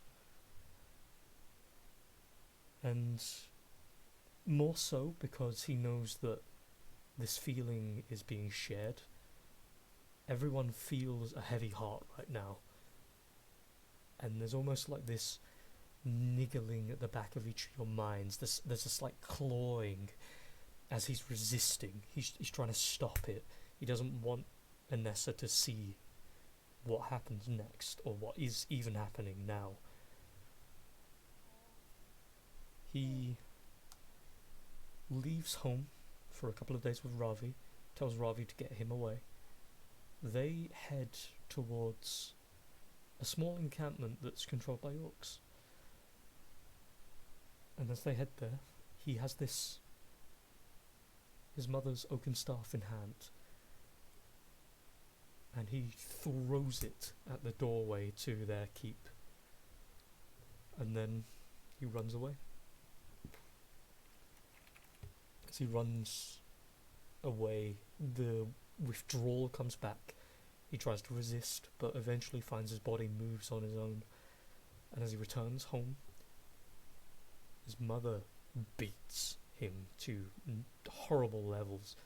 And there is something that is making him unable to fight her back. He can't even move. His body physically will not move in rebellion against her. And then one day, he loses the withdrawal. His body breaks down again, not being fed it, being neglected by his mother. He was basically on death's bed.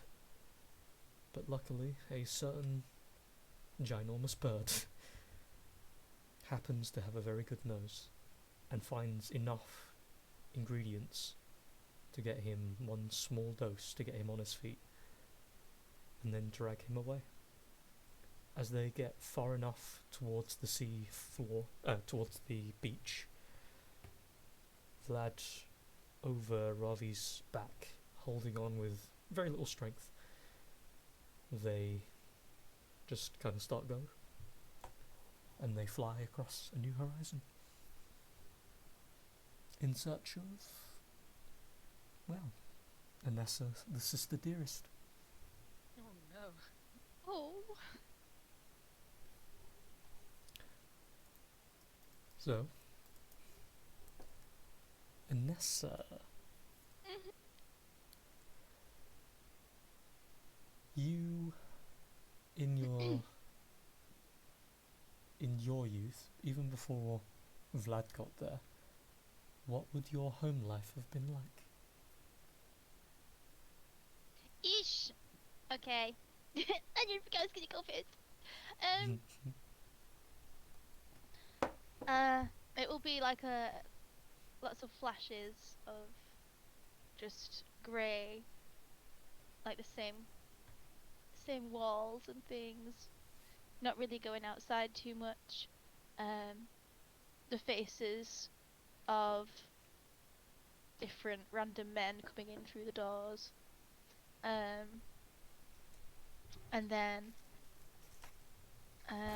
it's from all my perspective, isn't it? Not from like an outside view. No, it would be from yours. Yeah. And then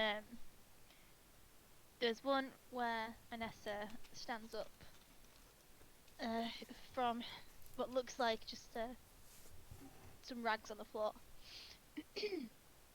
and goes over to a figure that's on the floor and puts her hand on her. She's like, the hand seems quite young, and sort of tries to shake a little bit, and she's saying, "Mama, Mama," and the shape's not really moving. It does stare a little bit, so she's Mum's unconscious, and Anessa just kind of slumps next to her mum, kind of defeated. And then she's like pattering around in the kitchen, sort of trying to sort herself some food out, but there's nothing in there really. So she finds like some really like a you know, like the end of like a crusty thing of bread, but it's really stale. And then she like finds some like leftover bits to put on there, but it's really not much. And then she's kind of just sat looking out the windows from what she can see, looking outside to see what's going on. And then there's another man that comes through the door, and she's pushed into a room with the door's closed, and she just cries. And then when she gets older, she's gone outside for a little wander around, and she gets home because she has to be home by a certain time, but she gets sent out for a few hours while Mum makes her leave.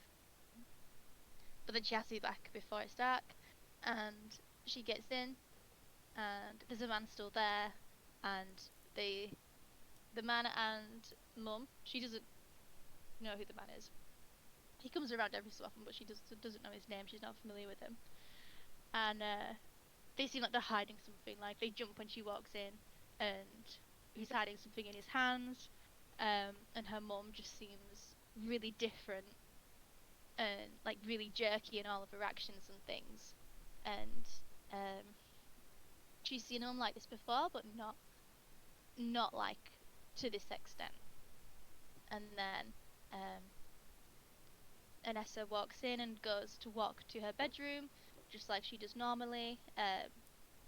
She catches herself in the like a really dirty, cracked mirror that hangs just outside. And she sees in the mirror her mum standing, the man standing, and her mum starts shouting at her about being late, and accusing her of being outside. She's a teenager at this point. She's saying that she's going outside and like basically like saying that she's going around being a harlot and things. And Vanessa's is just like, no, mother, that's you. And then her mum, the next thing that she sort of has in her memories is like the shattering of glass and this pounding in the side of her head, and then just black. And that's one of her like toddler memories and a teenage memory. Make a history check for me. Actually, what's your history score? It's been a little bit slow, so That's fine. let me just try and load it up. History is +4. Nice. Make a history check for me.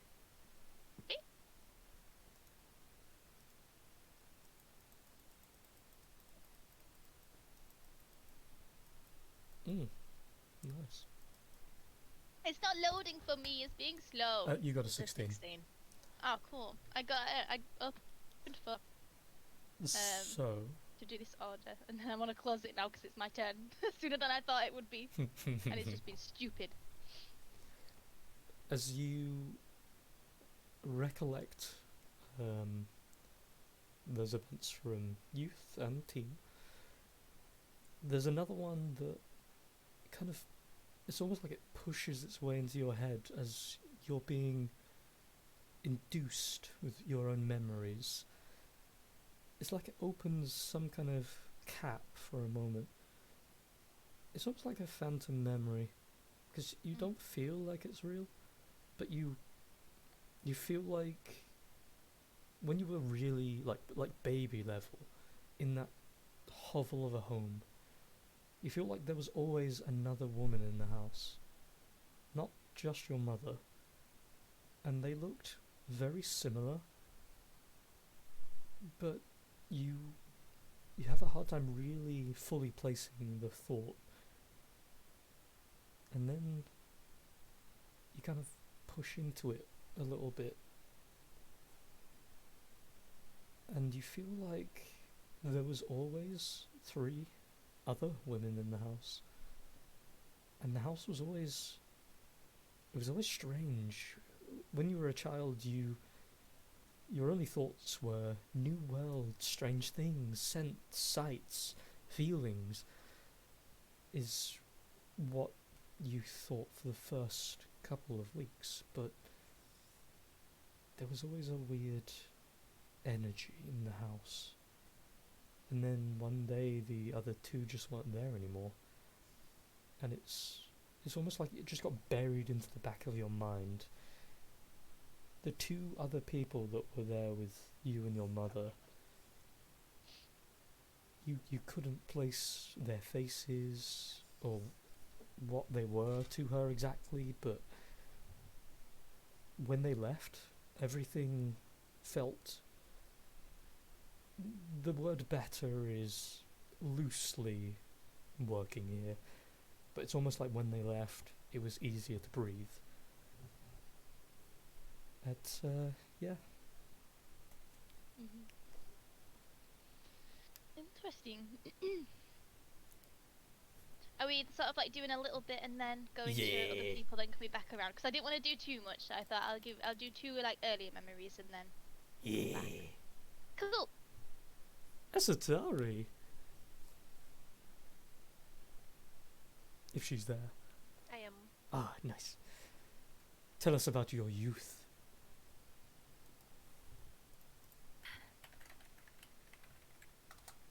So it was nice. I had a loving mother and father. My mum liked to help people. She was a healer, was always out collecting herbs, and she would take me with her sometimes. My dad was a former soldier, and he used to train me to make sure I could fight, but would always tell me about how the outside world was dangerous and dark, and how easily you could be corrupted by no girl. Sorry, cat. She wants my headphone wire. The most dangerous corruption of all, my dear daughter. Darkness. Genuinely, darkness of the soul comes for you. Never let them have the headphone wire. It will spell the end of the world. No, it was a small village where everyone knew everyone, and I had, a childhood friend, and it was all bright and sunny and lovely most of the time. That's how it felt. But there was just always a curiosity. My uncle would come back from his travels and tell me stories about all the interesting places he'd seen and the people he'd met. My father didn't like him telling me those stories. But it was a very lovely, idyllic childhood. Just with this constant sense that maybe there was something more out there that was just a little bit beyond my reach. Cute. So, alongside that, everybody feels suddenly a reinvigoration, a warmth from the familial scenes that Asatari has as her heart grows 3 sizes that day. As she feels just like a little bit warmer and just generally better. As you recall everyone that you were with, there were some very small moments where life wasn't perfect, but by no means would it ever have been considered bad. And though there is it's a bit of a entirely different life for the rest of you, at least in youth sense anyway, it fills you with a little bit of hope to know that at least there are people out there that can live peacefully and that can actually grow without these deep bodily traumas. Brewin?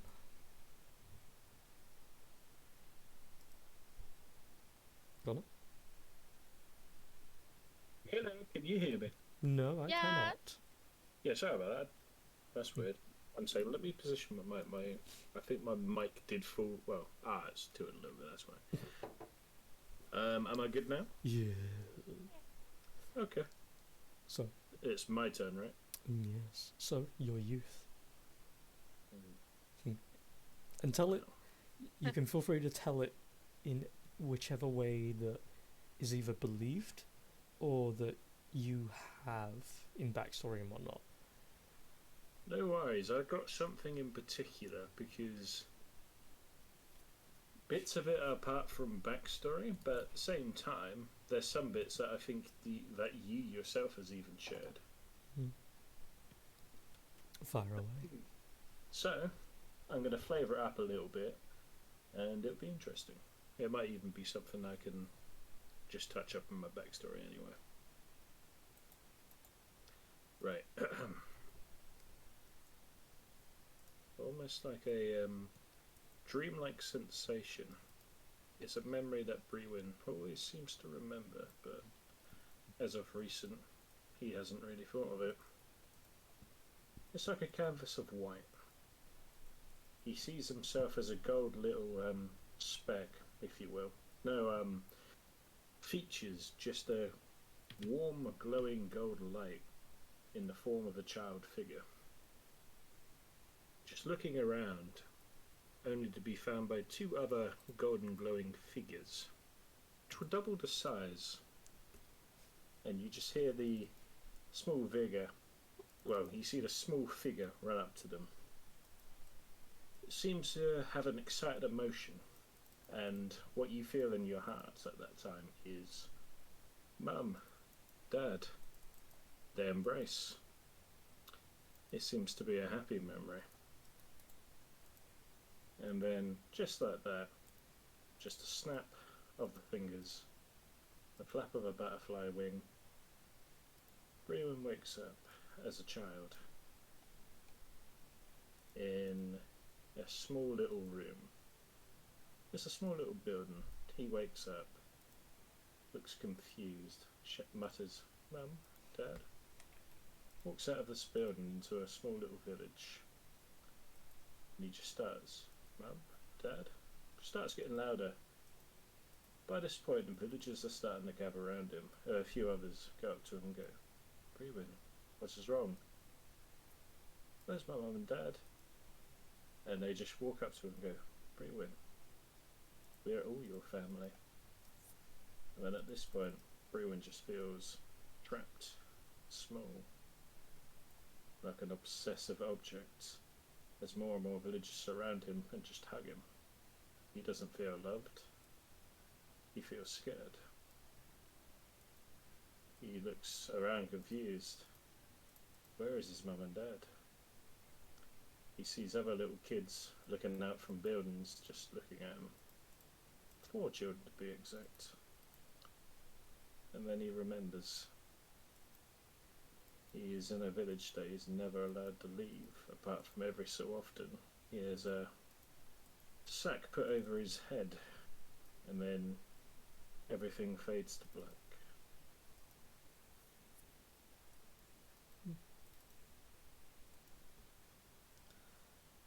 And all the fun begins.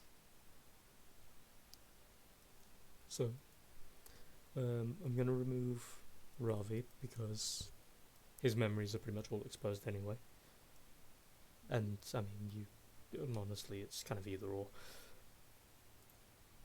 Your boy Chicken. The next is your enemy. So, in the case of Ravi, real quick, it was the boar, and Inessa's mother. Vlad's is weirdly, as he's thinking about the word enemy, the only thing that comes to mind is an image of himself. And with that image comes the image of Inessa and him both being trapped in a room with that other him stood next to their mother, taking word for word, hit for hit, whatever the case needed to be at the time. And you all take it to mean that the time he spent there, he wished he did more.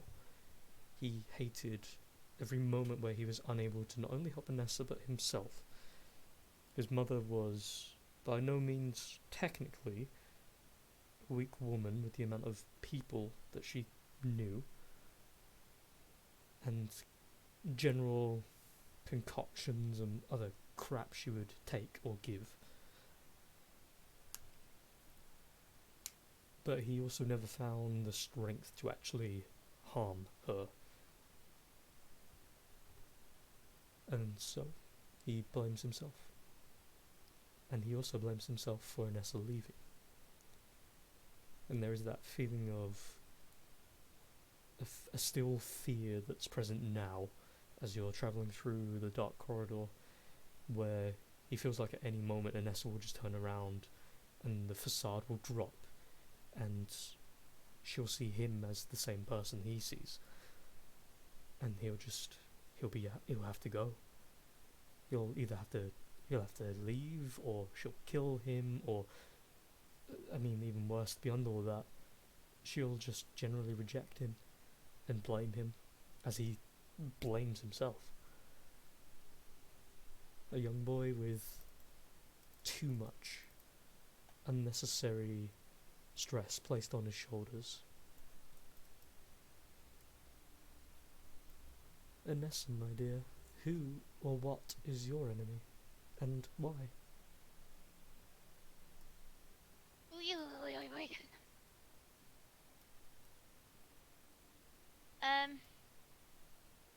Anessa also sees herself. Hmm. I guess that yeah, fucking Jonathan. We'll get to that. So it'll be that same cracked mirror that day that she was looking at herself, as she walked past. And that mirror's kind of split into two halves. Mhm. And there's one side of it that's like really scared person who ran away. You can see like a tear stained face, and everything like that. And then there's another side that seems like really wild eyed, and just like you can get like this really eager, impulsive energy from it. And those are the two parts. And then that face shifts, like it slowly morphs into her mother's face. And you can feel this kind of like mixture of feelings of kind of like heartache, like for something that never was, but also like a sort of a reluctant hatred. If that's a word to describe it.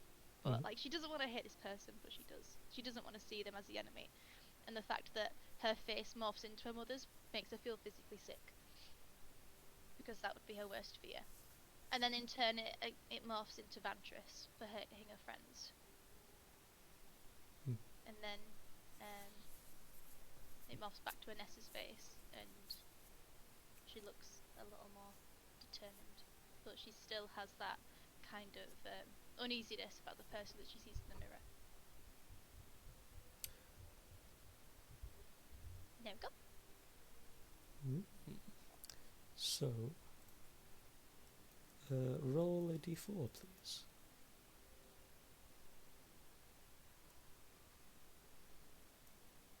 One. Not bad.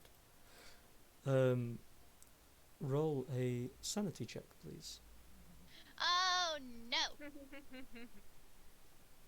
She's clinging on to it at the moment. It's 11. Okay. 17! You may increase your sanity score by 1. Woohoo! Oh yeah! Good job! Let's see. Now it's 1! Oh my god, she's so sane. It was 0. Oh, Vlad. Oh, you saucy Look at you, boy. Look at him go. So he was on He had sanity. he was on -1, but because he crit, he gets double the result. So he gets What? 6. What a good boy. So now he's on 14. 14! What a Mhm. sane Yeah, boy!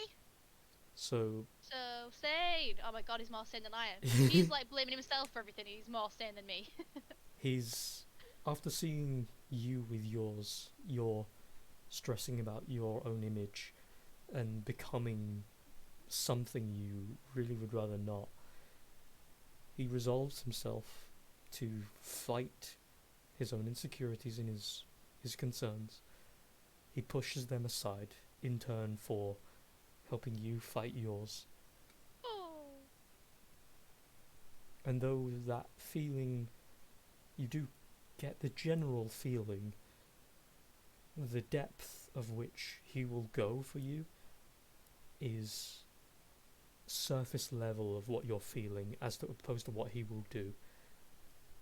And there is resolve in his heart once more. Oh.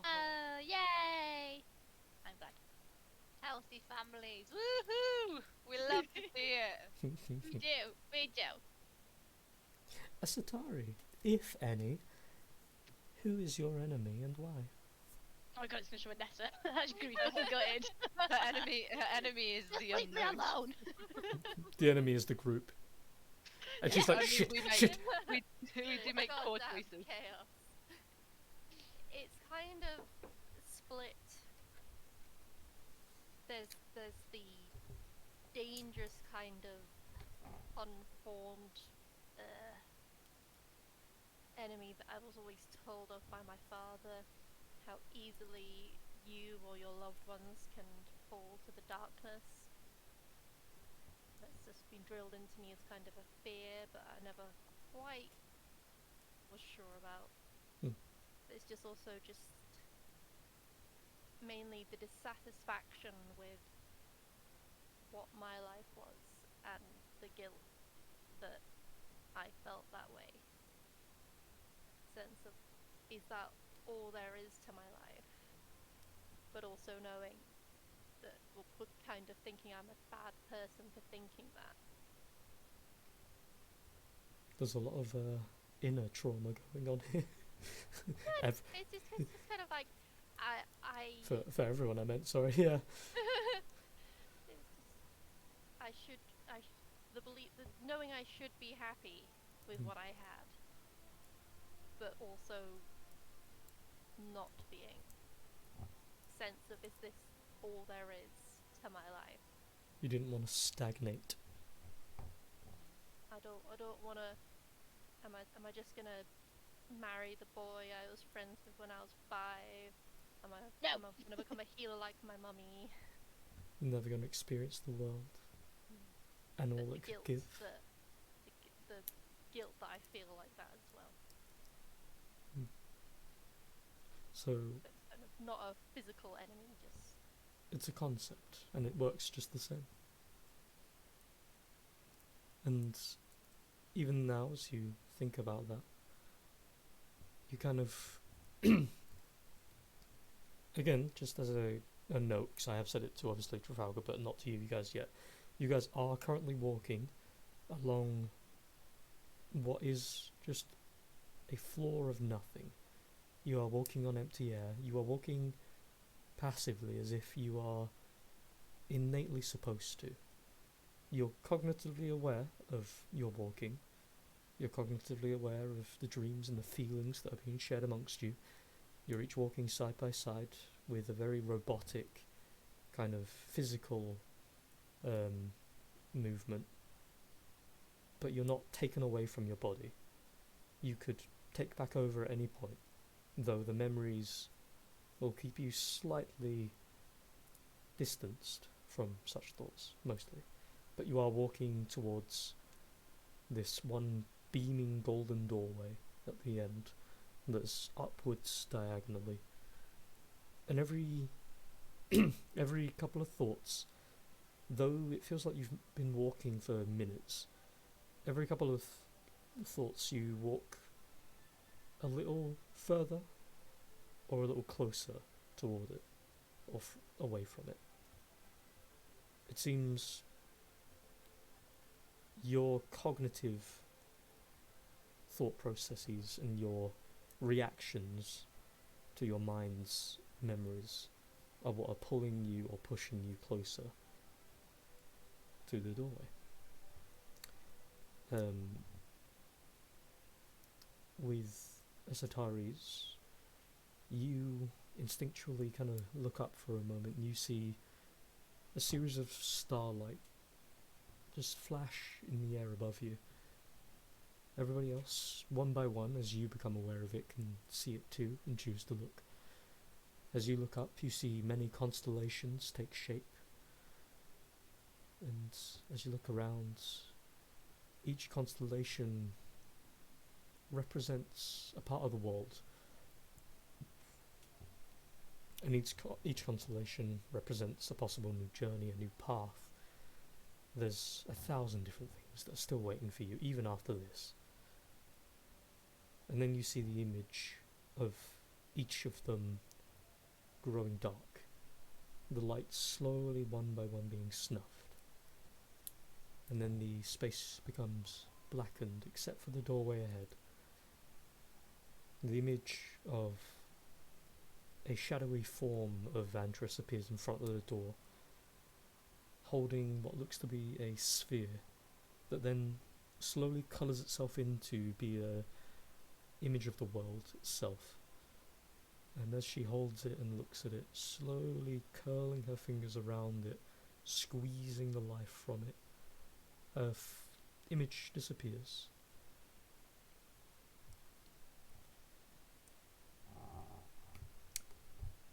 Brysai,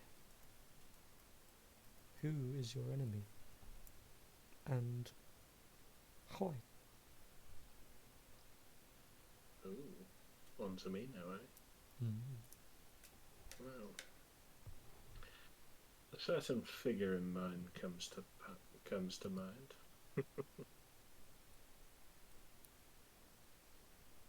A face that is wrinkled, hair that is white as snow, eyes that have a deceptive demeanour to them, and just a unquivering stature of a straight face that his lips are poised to.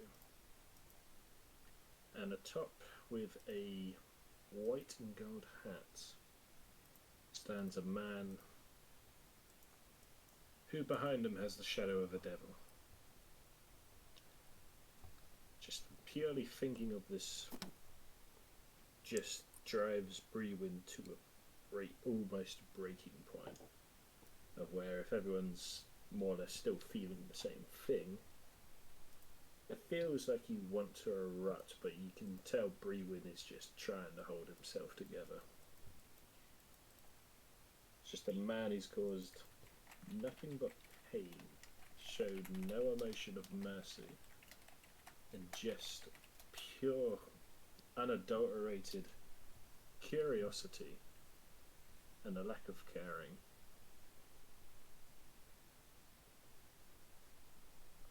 And every time you look at this man, you just associate with pain. Every time that Brewin has felt pain in general, he just pictures this man.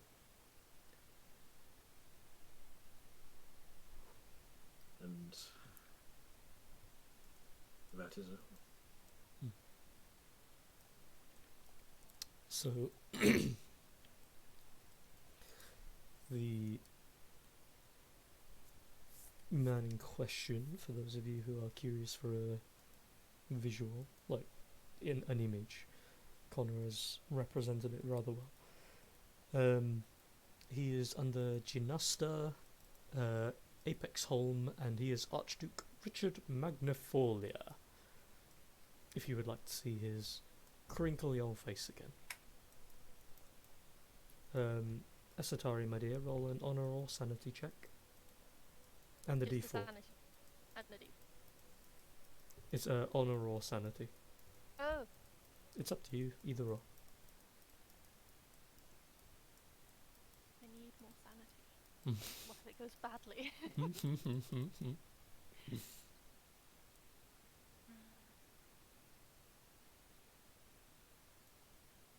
Oh dear. No! I do Oh, have minus 2 inspiration. already. Yeah, use it, use it. That's why you've got you're seeing all these mushrooms and shit everywhere. That's why we don't There listen we to go. you when you tell us there's more people. Oh, that was a really That was good inspiration roll. Oof. Fucking hell. Okay, so add +4 to your sanity. It's just gonna say, considering you're already at -2, there would have been some very big I complications. do like the idea that me having the least issues Yeah. ending into absolute Insanity. You could be traumatized from seeing how traumatized your friends are. It's like collective bonding, trauma bonding. I like that you got a natural 1 -2 and then a natural 20. It could have Leave gone me alone. so bad. You got both sides of the dice there.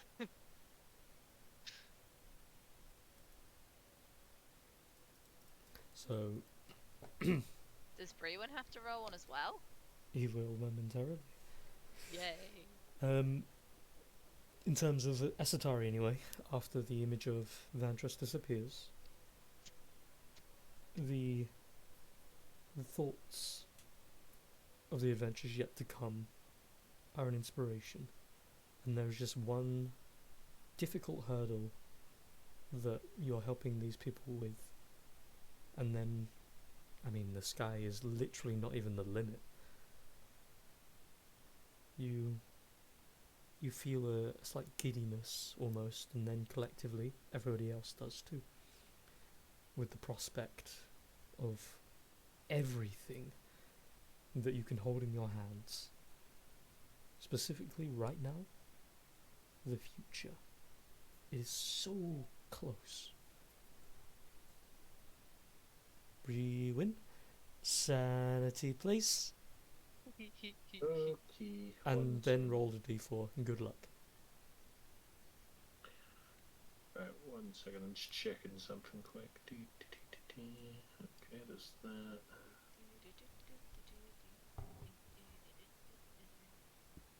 Hold music.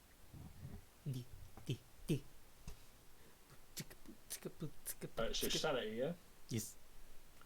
Okie dokie. If you get a 20, I'm killing someone. Not me, please. There we go, okay. Roll a d4. Okay. Okay, not too bad. You gain 2 sanity. Yeah. As you picture the image, you feel the sensation of pain, as always. Having to think about him, any of the shit he's done to you, your comrades, your previous friends, any of it. And then The thing that hurts the most to Brewin was watching other people younger than him go through and experience the same pain he went through. It got to the point of Brewin stopped feeling the pain, but he gained the pain through watching others suffer and go through what he did. So it all went over again. as you're Sorry. No, fine. As you're feeling it, the light and appearance of Star Sunder momentarily cuts the effects of the doorway of the hall itself, and you feel your senses come forward. As you look down toward it, there's this sensation specific to you as you're currently pulled out of this weird mental trip where you get the feeling that in its own weird way the spear is telling you that we will get him. We are back, and though we're not as powerful as before, one day my edge will find his heart and we will kill him. And all the misery he has ever wrought, and still wrought, and could ever writhe again, will just end. It will be over. You just have to hold fast. And as you hold on to Star Sunder, you squeeze for a moment.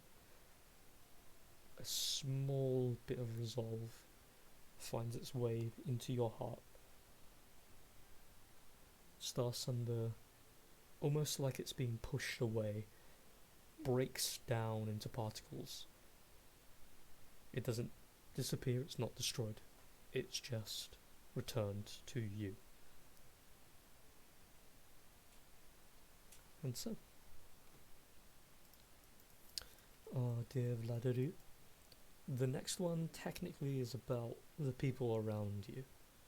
So, in terms of Vlad, it goes without saying that he has positive, to a degree, feelings of Esatari.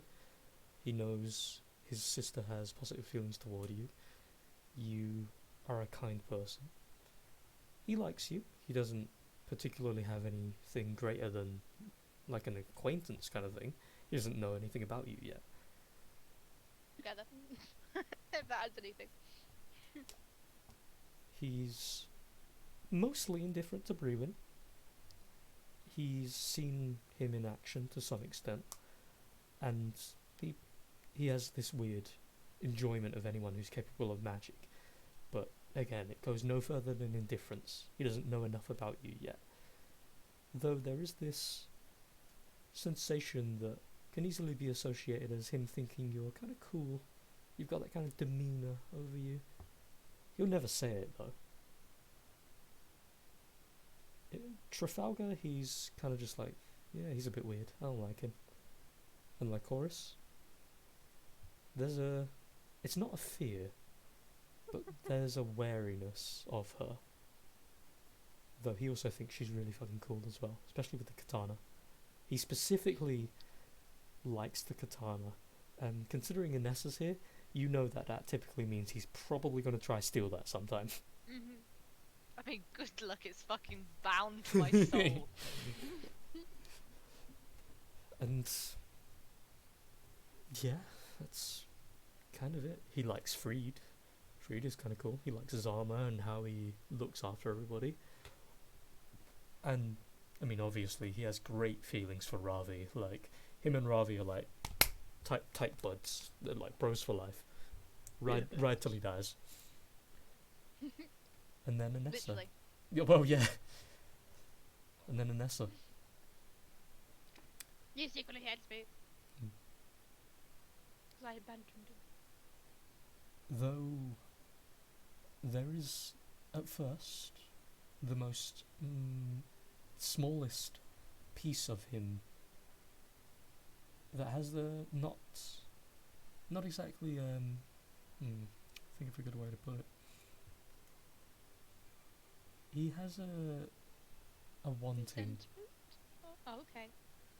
You have a power that he can't have, and he's sort of envious of that. But he also has some things that you don't have, and because of that, he can help. He can do things for you that you can't for yourself. And you're his sister. Big sister, little sister, makes no difference. Cardboard box. To him, you are the coolest fucking person in the world. Yay! Though he will never, ever admit that.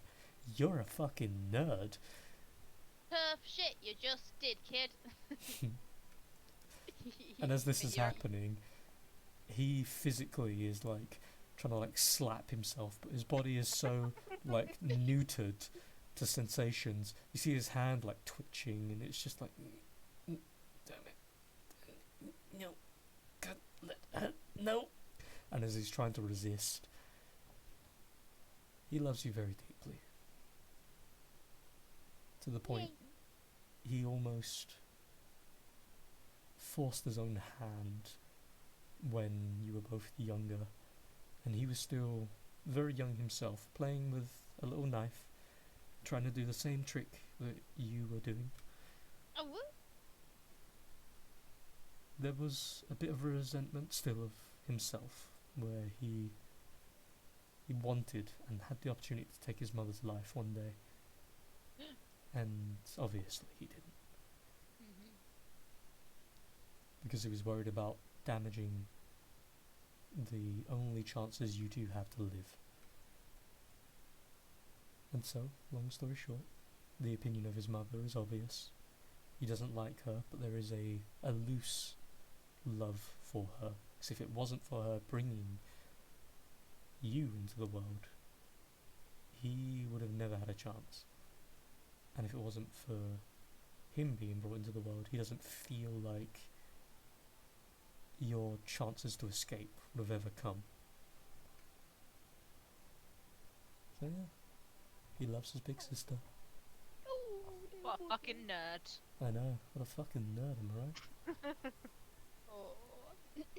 It makes me very emotional at this time because my own little sister is in Florida at the moment and I miss her. Oh. No. She's not been away this far away before from me. And So- she's going on roller coasters, even though she never went on roller coasters with me. She was like, I'm too scared. Now she's going on them all. I'm like, You're a fucking nerd. what?" Well, you got on roller coasters. She's having a really good time now, so I'm happy. So, Inessa, my darling, Yep. what is your opinions on your party and your family? Feel free to make it sentences or a big thing. It's all you. Okay. Eesh. I guess it will go through little memories of each of them, like the the little moments they've had together and things. So, Brewin, she has some like respect for him and like how level-headed he always seems to be, and like how controlled and things. Because obviously she has some trouble with that. And it's just kind of like little snippets of Brewin like being the one kind of standing at the front and talking and actually making sense, and she's just watching like, what? What? I How do wouldn't I have do thought that? of that. Yeah. And then there was the time, it flashed back to the time when like Horace was a little bit worried about him and things. No, it was like Horace, it was an Esoteric that was worried about him. And she and then when we like found out little bits of his history, and she feels a little bit of sadness and for him. And there's a slight feeling of pity there, but she pushes it away because she's like, I don't think he wants pity. So it's there, but it's kind of smaller. And just like respect for him, carrying on going and soldiering on, even when he's found out like all these things. And then for like Chorus, she's oh man, she's just like what a great leader. She like has so much respect for like Chorus. She's got a little bit of like a lady crush on her, but like an actual lady crush, not like an actual crush. Just like a, I want to be you one day.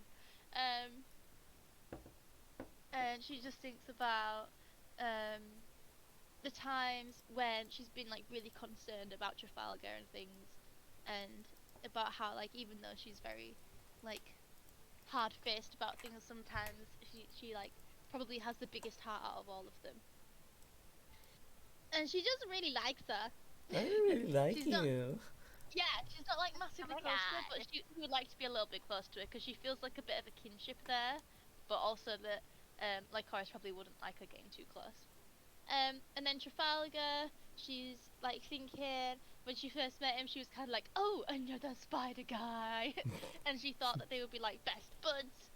Um, but then she felt a little bit of distance from him, especially when she found out that he was from a rich family. She kind of like had a little bit of resentment for him that she didn't expect to have, and it kind of brought up her own things about her family, and she thought that they were very similar because of how he acts.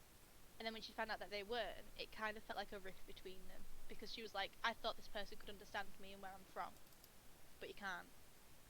Um, and then when she found out about the drugs, she was really concerned about him because it just like flashed back to her family life things and about the path that he's going down. So she just really wanted to help him because she knows what that stuff can do, and she doesn't want that for him. And then she thinks about Esatari, and it's like very specific moments. Just about like it just flashes through like little moments with her, and it's like her putting the flower into her hair. It's watching her face. It's like very detailed kind of side profile kind of shots of her just like looking, uh, and then it's sort of like you can see that it's Ilsima that she's looking at, and Anessa feels like a little pang of sadness, but like a little bit of like kind of happiness for her, it's very K drama vibes. um, and then there is the night that they spent together, and she kind of like tries to push that away. She's like, no, no, no, no, no. But it's just them, sort of sat awkwardly on the bed together, and then them like sort of curling up together, and she's like holding her hand a little bit, and it's like the you can't see it obviously, but you can tell her face is like very red, and her heartbeat's beating really quickly, and just them, having a little hug and things because that is all that happened, and then later her, um, you know, speaking to Oralinth about Esatari, and there's just a few words in there, and and it's just like just really nice words, like beautiful and kind and caring and all this lot, and then love, but questioning and things, and then it's just, yeah, a lot of it is focused on Esatari. and and obviously with Vlad as well. Like one of the last images is Esatari standing with Vlad, and she feels so much pride, that that that Vlad is there and he's made his way out and things, and there's some guilt there because she didn't want to leave him, but she was so determined to get him out of there. But he couldn't come with her for whatever reason. Maybe you can figure that out. I don't know why he couldn't go with her. I think she was quite young at the time when she left, and she wouldn't have been able to support both of them. So she's been like stealing so that she can send him money and things. But she still feels loads of guilt, especially seeing, that things have continued to get worse while she's been away, and Vlad has suffered. And she kind of convinced herself that she would be able to get him out quicker. So she's just really happy that he's here, and she just loves him with all of her heart. And then, yeah, and he's also like him showing up has kind of helped her to heal a little bit, because she feels herself distanced from the rest of the group a little, and now she feels a little bit more complete. But there you go. Sorry it was long. Cute. Very cute. Yeah. So there was okay. Esatari. Your party and your family. Again, as detailed or as not as you want. Or similar order. Brewin, she thinks he's well fit. he's like well fuckable. But I would. it's slightly complex. Like he sometimes seems a bit distant and detached, but she knows he's actually quite caring. One of the memories she has is when we first got back to Eldon after leaving the Ornament. One of the very first things he did was heal someone right by the gate. Like that was the very first thing he did. So he's always looking out for others, and is, even though he's not touchy-feely, he cares and wants to help people. That's what Starry thinks at any rate. So yeah, hot, got problems, but is like actually a really great guy. He's the I can fix him, but you probably could actually fix him. He sounds like a perfect package. Why are you not going for it? Bonus points for wings. Yeah. Quite dashing, Oh, yeah. really. It's just, yeah. Is it the moment when he held you in his arms Yeah, and he flew down? It just be a bit breathtaking at times. But I'm not, No. I'm not actually into him. Not to mention, he's down with getting a makeover. I just like the idea that Brewin's just had to watch himself in third person lifting Esatari into the air, topless. It's all kind of like pink sparkly, and every time he turns around, like his hair switches in slow motion. Permanent You see like golden glimmer as his hair just swipes over, and you just see his eyes start to sparkle that extra deep Oh god. yellow, Oh, and he talks, and it sounds slow motion like, "Are you okay there, Esatari?" Oh. That hit me.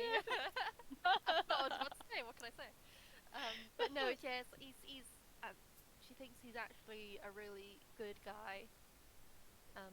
Cares a lot about others and wants to do the best. Like Horace, she's got a lot of respect for. She also thinks she's really awesome and a boss-ass leader. And like, it's just someone who's really reliable.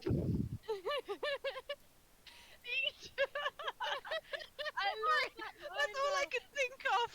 It's one of my favourite lines. I just think they're neat. I love it. What is she holding? Butter? Butter. Butter. I was going for the words, not the picture. I just didn't know what it was. I was like, what the fuck is that? But no, I yeah, just think they're neat. so she really respects Lycoris and feels like out of everyone, she's the person I could turn to and will help, somewhat begrudgingly, but will. But she'll do it. Yeah, and one of the things is just when we were stuck in the Lich's lair and we were like in pretty bad shape, then Lycoris just busted through those doors. Hot ass vampire fight. Oh, going yeah. on. Like she's the one to save us kind of feelings, even though she's the one who's kind of gotten into this in the first place. But let's Know get how over the that bit. turntables. but no, so she's really impressive, and I like the way that she obviously really cares about Trafalgar. She's a very bad at showing it, and goes about helping him in the wrong way entirely. But it's obvious there's genuine emotion there. It's pretty cool. It's pretty neat. I just think they're neat. Trafalgar, similarly, like, really wasn't sure about him at first. Not at all. And then there was the thing with the drugs, and I was very worried. And his family issues, wanting to kill his brother. Not right. There's some problems there. But again, he has shown that he, in his own weird way, really cares about Lycoris as well. And really wants to help her. So there's kind of like, I feel like there's hope in Trafalgar. Even though he seems to want to throw everyone else under the bus as soon as possible. Abandon everyone, just look after himself. He obviously does care about Lycoris, and I think that's a really promising sign.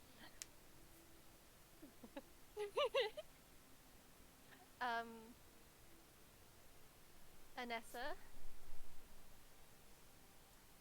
Estar just feels like so much gratitude towards her. She was so friendly and welcoming the first time we ever met. And Estari was really nervous about meeting new people, but wanted to try, but was really frightened. And Anessa just, greeted with open arms, flirting, wonderful, bold. Really cool. And again, yeah, there's lots of kind of like sweet memories of getting closer to each other. But then they turn a bit, and Estari feels that Ines is changing her personality to fit to Esatari more and more.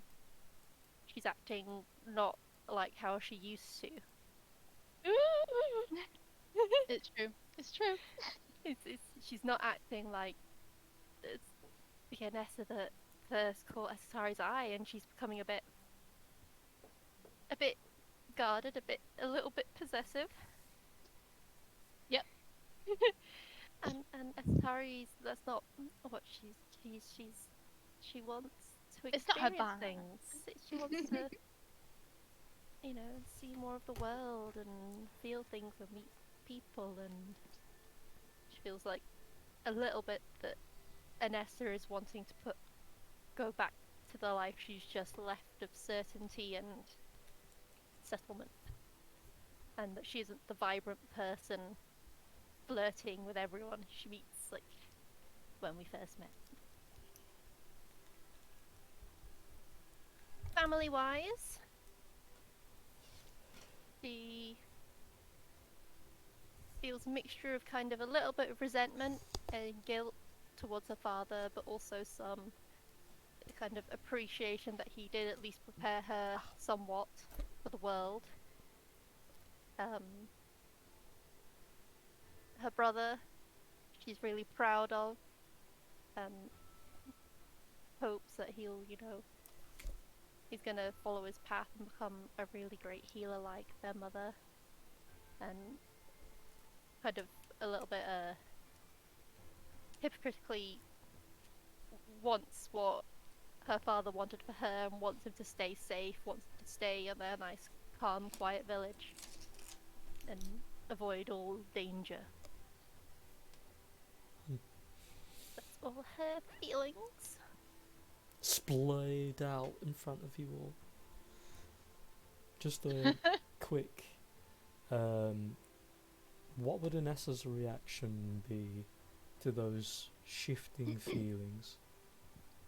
Well, as Chloe, I super appreciate that because I was really trying to get across the whole like first relationship, don't know what it is, kind of toxic kind of vibes, like you don't know what's going on. So I'm like, yes, yes. I didn't really want her to go for it. Anessa is like pretty hurt, and yeah, she kind of starts reflecting on how she's been and how she has changed. Because she's like, I didn't think that I'd changed at all. Like, I thought it was, just, I was just being me. But then she thinks back and she's like, all the times that she stood in front of her and, tried to defend her, and she's doing what she thinks she needs to do for someone, that she cares about. But actually, by standing in front of her, she's standing in a way. And it's kind of that dawning kind of thing, like, shit, I've been really toxic. And that's like everything kind of comes crashing down around her, but she understands. She's like, yeah, because she's never had that relationship, that stable relationship as a model for her. She's devastated, but she's like, yeah. Standing between you and Asatari, Vlad takes both of your hands. His eyes are currently like glossed, as is all of yours, as he's currently within memory after memory with each of you. But nonetheless, he breaks through it, takes both of your hands very gently, and continues as things will be. Is that you, Asatari? Tis me. Then Brycei, your family, your party, etc. Anyone worth proper note within your immediate life? Go. Well, the whole sensation of family. It's a sense of unknown, yet warmth. And that is all there is to family, because that's the only thing he knows of his family. He remembers the memory of someone in particular that goes by the name of Merrick Angle. And the feelings he felt for that man was respect and just safety with him. But at the moment, also confusion, due to the fact that he had his memories revealed, that some of those memories were mixed in, and he has that inner confusion of he doesn't know of which memories of Merrick Angon that he actually does remember, or whether they were input from someone else's. So, respect, safety, yet confusion. And that more or less covers it for family. As for his party members, one shared trait he had with all of them, but I will reveal them at the end of each one.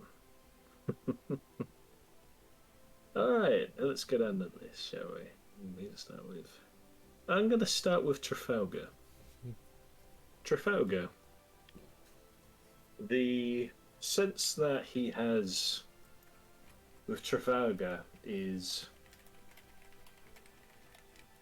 he has this unknown void about him. Because Brewin knows of him, yet he feels he can relate to Trafalgar. Trafalgar is very closed off. He doesn't want to really be opening as much as possible. So Brewen understands that, but he's not the type to force his opinions and his moral compass onto people. So he allows Trafalgar to do what he does to the extent until it does cross a line of it being a wrongdoing, and he will try to advise him, but not to the degree where it will feel like he's being, well, coddling, if you will. So he he feels that he wants to reach out and try and connect with Trafalgar, but wouldn't want to know how to do it without more or less making it seem weird. So he does it the only way he knows how to, and that is the memory of how Marek used to treat Brewen when he was living with, the memory he had of Merrick Angon treating him when they lived together in his memory. Just being a little bit boisterous, a little bit teasy, but trying to crack him out of his shell.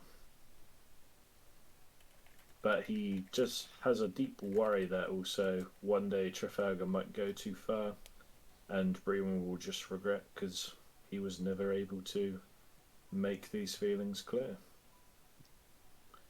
But, funnily enough, he found himself to be trusting and, let his guard down around Trafalgar.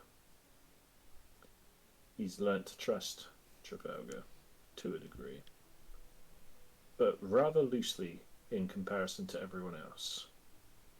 Because there's still that hint of distrust that Brewen does have, but he doesn't feel that it's Trafalgar's own fault for that. Right. Anessa.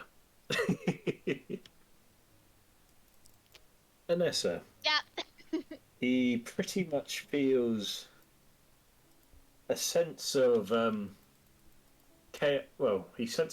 he senses a little bit of chaoticness within Anessa that sort of clashes with him, yet brings him along to just revel in it. Which, it's not the bad type of chaoticness, it's the chaoticness of just having fun and just letting go. When he first met her, he just felt she's an oddball, and she lets the drink do the talking, but there seems to be something she's hiding. But she's happy to put that on the back shelf and just bring up others. Others up on the platform that is to unwind, have fun, and just let it go. But over the time that they've travelled together, he's seen a little anxiousness from her, like a little girl trying to confess her love to another young boy, but in this case it's to another girl. And it's a weird sort of whimsical sort of empathy he feels like, I want to see how this goes, but at the same time I kind of hope that something does happen, because she does deserve happiness, like everyone does. So cute. And over the time, he's found her to be dependable and, extremely trustworthy to the degree where he can let his guard down around her, trust her, and it's a weird sensation to be able to trust people, which Brewen thought he could never trust anyone again. And so, Anessa has gained his trust and his friendship. Yay! Fully thought you were going to be like, she's annoying, full stop. But yes, to a degree, I will end also with that. He kind of sees Anessa like a off the rails sort of sister who needs to be pulled in line every so often. Esatari. Present. She seems overly shy, and that in itself has a sort of a charm to it, which at some point Brewen was somewhat drawn in, because he felt she is very righteous. She sticks to her heart, But she doesn't. She's not very forthcoming with it. She's too shy. She's fragile. So a few times he's felt that he's needed to say things in the regards that she feels she can't say or won't want to do because she feels she can't do it. So Brewin will do it in her stead because Brewin has seen the harsh realities of the world and some of the answers that come with being able to answer certain questions. And so he takes the bullet because he wishes to cherish the fragile nature of an Esotari.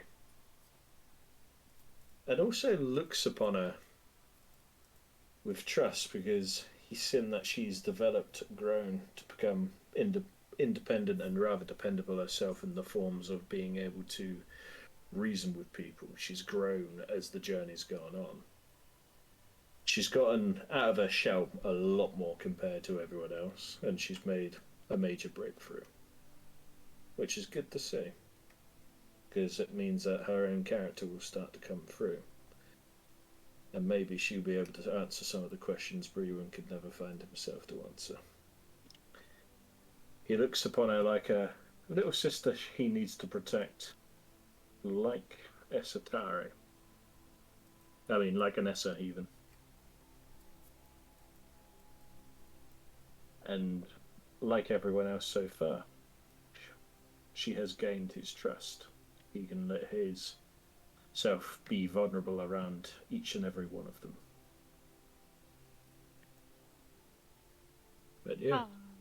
No, that's not a proposal, Lee. Oh, damn it! Then, well, Lycoris. Hi.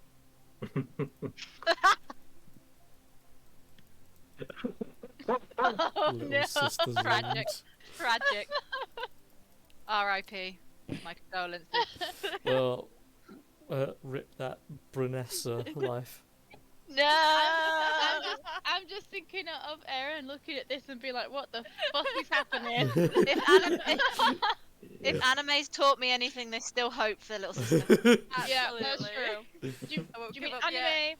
Oh, do you mean hentai? Well, I mean, bit of both. Oh. I mean, to be fair, either way, the ship continues. True. We're not Yeah, brothers, it's true. so it's fine. It's Like- not blood. It's not blood related. Lycoris. Oh no. I think they're pretty neat. From the very from the very get-go, there was this clash. I'll Brewin be right had back, but I'll still be listening.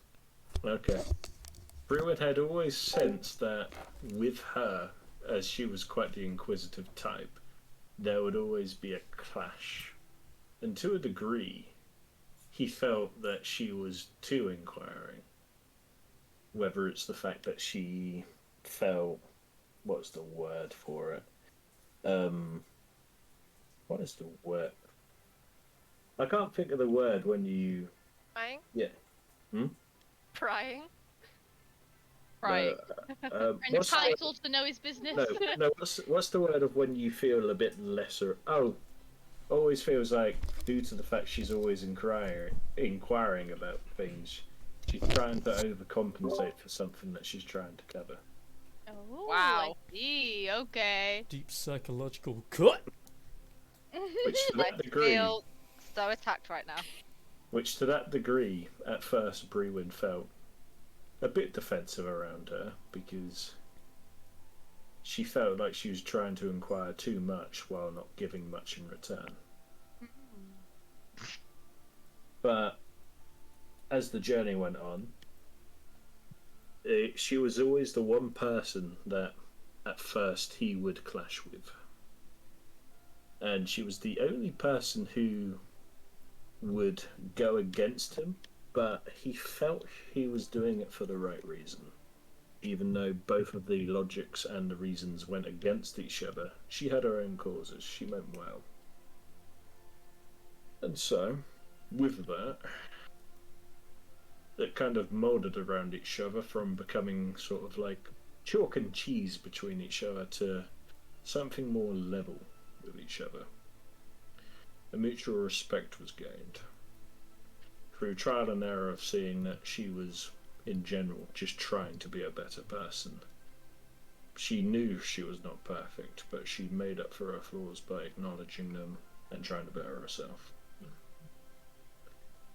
And with that, Brewin gained respect, then came trust, then came just more or less just full-on admirable respect for seeing the amount that she went through like him, and felt a kindred spirit to a degree. Someone else has been through the same turmoil, if you will, and the same sort of eternity almost. For her it was a literal sense, and Brewin's still trying to piece together for him if it is been almost the same length of time. Which, that's always a confusing thought that comes to his head. But, even though she can be stubborn, he can respect that. And she's also become a rather trusting person. One of the only people within the groups he can count on becoming the person to take charge and make the decision if he is unable to. She's got his back and he has hers. Even though he can't fight her in the front lines, he can do what he can in the back line and just keep everyone stable, keep everyone going forward. And yes, like Horus has gained his trust, the very thing, in general, he'd never thought he would have with a gathering of people. And he would Let not be able alone to a do... filthy vampire. I'm not a vampire! Fuck you! And yet, he was able to come across all these new experiences. And it almost, the group, to him, almost became like that family he never had. I think they're pretty neat.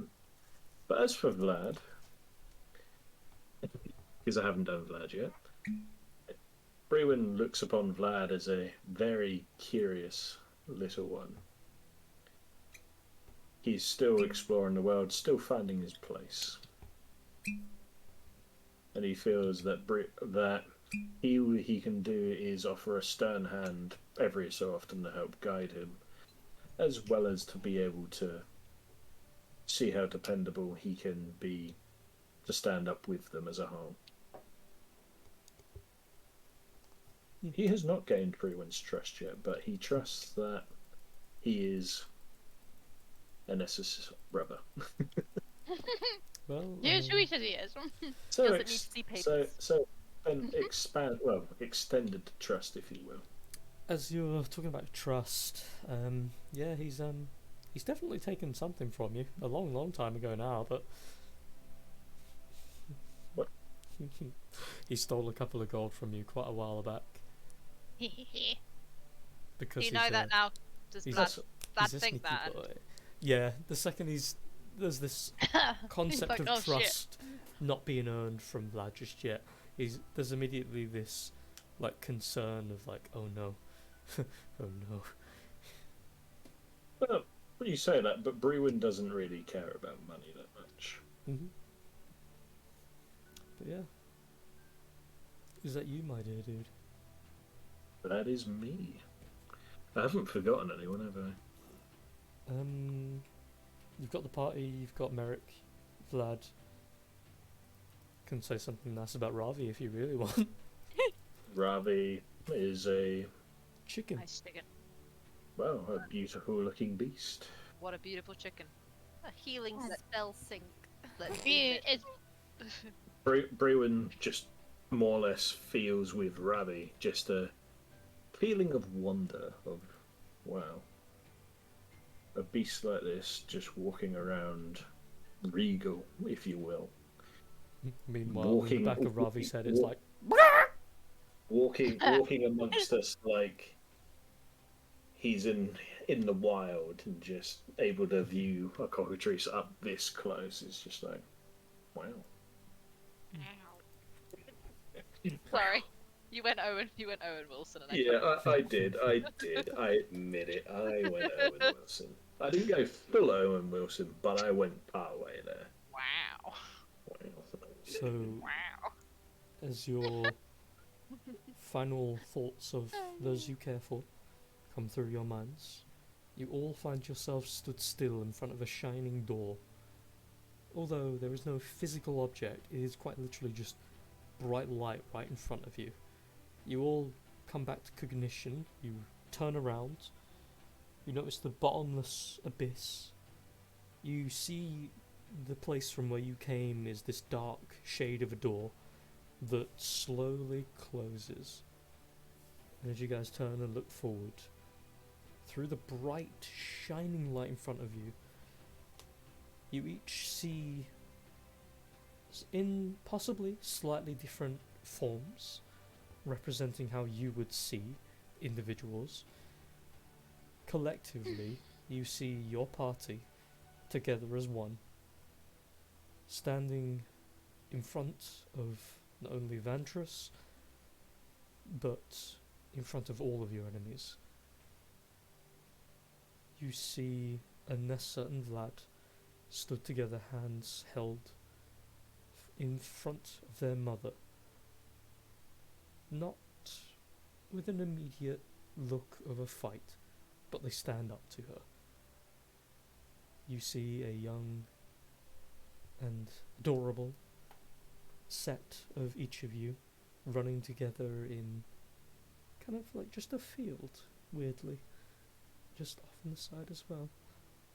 You see a Satari running across this city street, moving towards something in the distance. She appears in this image a little bit older, though you couldn't really tell.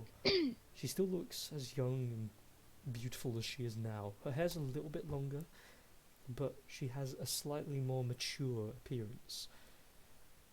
And she waves her hands, a cast of magic goes. The image swipes to the next. You see Brewin the Star Sun, the spear summoned to hand. You see Lycoris, the blade summoned to hand. Her current form still intact. You see a Satari, magic prepared in palm. You see a Nessa, dagger in one hand, magic being primed in the other. A adorable smirk on her face as always.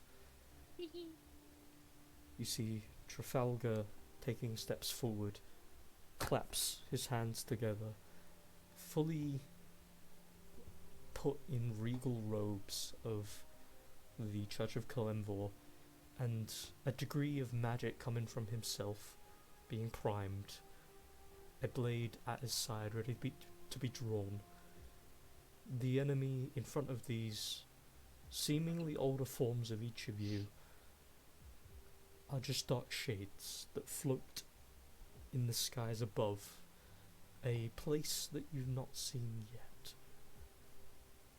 But there's something weird about this image of a possibility that causes each of you to be driven forward, and almost as if on instinct, you each start to take a step forward. And as you take a step forward through the light, that of course will be session for the week. Yep. Man, I've got some good ass notes. I'm gonna put them in chat.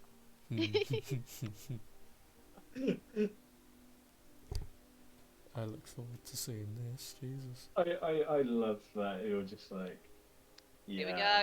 Here we good go. ass notes. Party Here got we to the go. trauma tunnel door. Anessa chopped off a leg Okay. and Jonathan sacrificed himself so the party could pass through. Party made it through the tunnel successfully. Tunnel thoughts to follow. Oh my. I'm gonna go back. Oh, you actually did it by the character. Hell yeah. Let's see. I can read sideways. Oh, Hold on. sorry. They're all. I don't Hold know why they're all sideways. Hold on. Can you rotate in Discord? No. God damn. no, Wait, give me a second. but Let me just rotate them all in my app, and then. because party are going through tunnel together, they share their visions and memories. Savage tells origin story before they leave. He was a gravekeeper with a special tree. Ravi remembers his first steps, and his mother feels protected and happy. Exploring forest with mother. Mother fights off blue electricity dragon dinosaur. Kills his mother. Ravi attempts to save mother and fails. Meeting Vlad for the first time. Vlad saves Ravi from a boar. Cooks boar and befriends Ravi. Ravi tied up and can hear argument between Anessa and her mother. Travelling into new horizons with Vlad.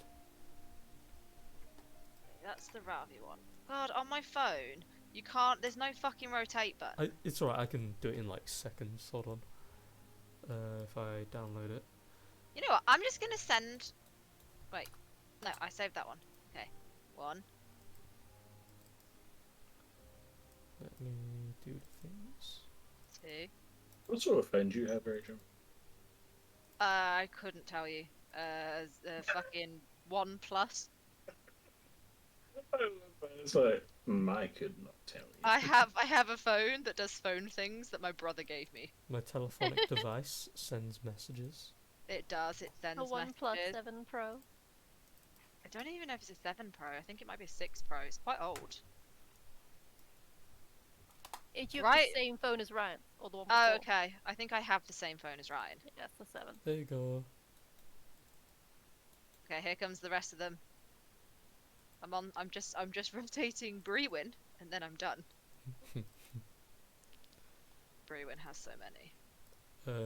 As well, everybody not counting, of course, Paul Lycoris.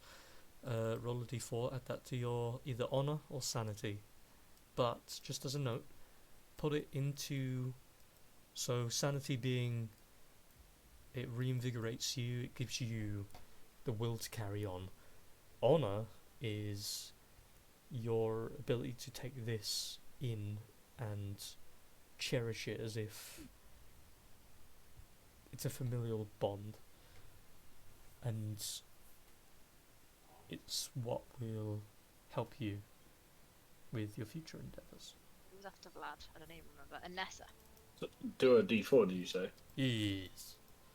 And then Well, after yep, go on. after that absolute slating from Esatari, she has no Who will is to carry on. It But she has- wasn't! Yeah, I know. It was all very fair, and I'm really happy about it as well.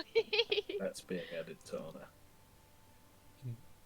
I kind of like drew on like my own experiences, like, you know, first kind of romances and things where it's a bit like you don't realize that you're being really shitty at the time, but then you sort of realize a little bit. Like, normally it's when you're really young, isn't it? But like, I think it's you've got to take more accountability for it when you get older. Yeah. Like, you should have realized, but when you've not experienced that, it's like, I don't know what to do. And you just kind of take your own experiences and run with them. So, yeah, I thought it was great. I think it really summed up like the dynamic and stuff between them. But I'm gonna add it to Honor because she feels a bit like she's realised that now, and it's gonna be difficult and it'll take her some time. But yeah, she was already kind of like thinking to herself, I'm not the best thing for her. I think You know, I think the good way to don't want put to drag her down. honor and sanity from now on is honor is self. Yeah. It's how you treat yourself, and sanity is your continued, well, sanity. I mean that kind of. There you Yeah. go. Yeah. Was it 4? Sorry. Roll d4, Oh, roll a d4. and then add that to your total. Oh, There you that's go. good. I already added 2 to my honor, so that's fine. Her Yeah. honor is got 0. As promised, those are my extensive notes. I Thank mean, you. I know you've had the time to, but I'm honestly surprised you got to write that much. Like, And I that's know. not that's not including the actual notes of the session. This is just the tunnel notes. jeez. I have additional notes. So You have additional notes.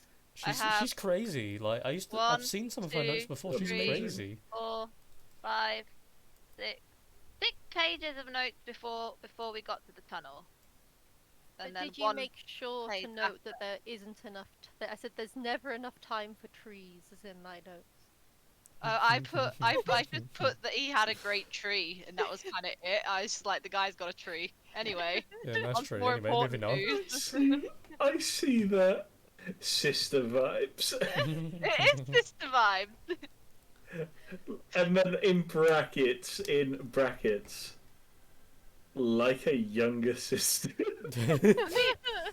I had to add the sister zoning in. It was I necessary. know you did. I'm just laughing because the way you especially bracketed that part, and then just hearing Megan cry in the background. I love the small lady boner on Anessa's like chorus slut too. Yeah.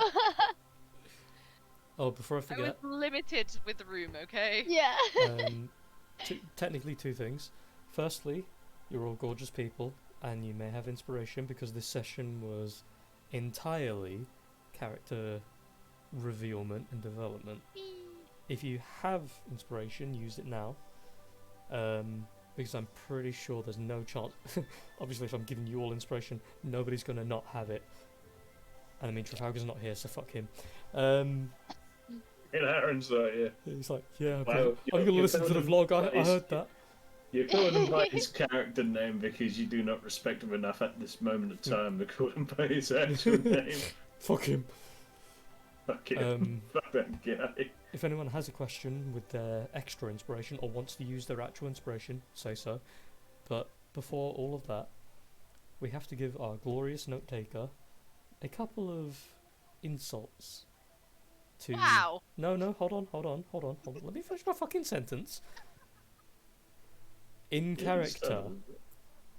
So, because you are currently locked, but you are awake, like Horace, what do you want to say to Vandris, who stands in front of you looking smug? In hell, I can't. This is like, you do realise this is the page of notes that I wanted to say. Yeah. This would take a long fucking time. Well, And they kind of have to bounce off what she says. cherry pick a little. I'm not good at monologuing. Okay, well, to start with then, as she does walk into the room, Talus remains outside. The door is closed behind her. And as the door's closed behind, I burp a little, pardon me. And just burped. So the door is closed You behind. devoured something. The two vampire brides stand to her left and right, staring over toward you with dead black eyes, as you have always known them to be. They're, just for a small bit of info that you would know anyway, they have lived so long surely because they are elder vampires, and their only purpose is to make creatures of even a necromantic origin or of a similar bloodline to become inert. So while they're in your proximity, your power is basically halved. Not to mention you're currently like chained and shit, and you can't interact with your sword. It's all a big fun time. But Ventress looks forward. That smile slowly creeps and then fades.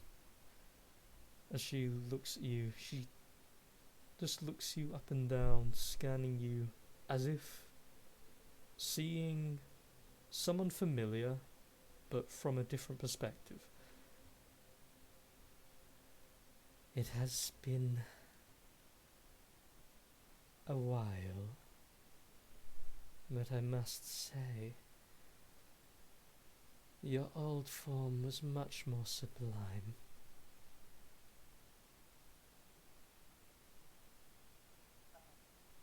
Okay.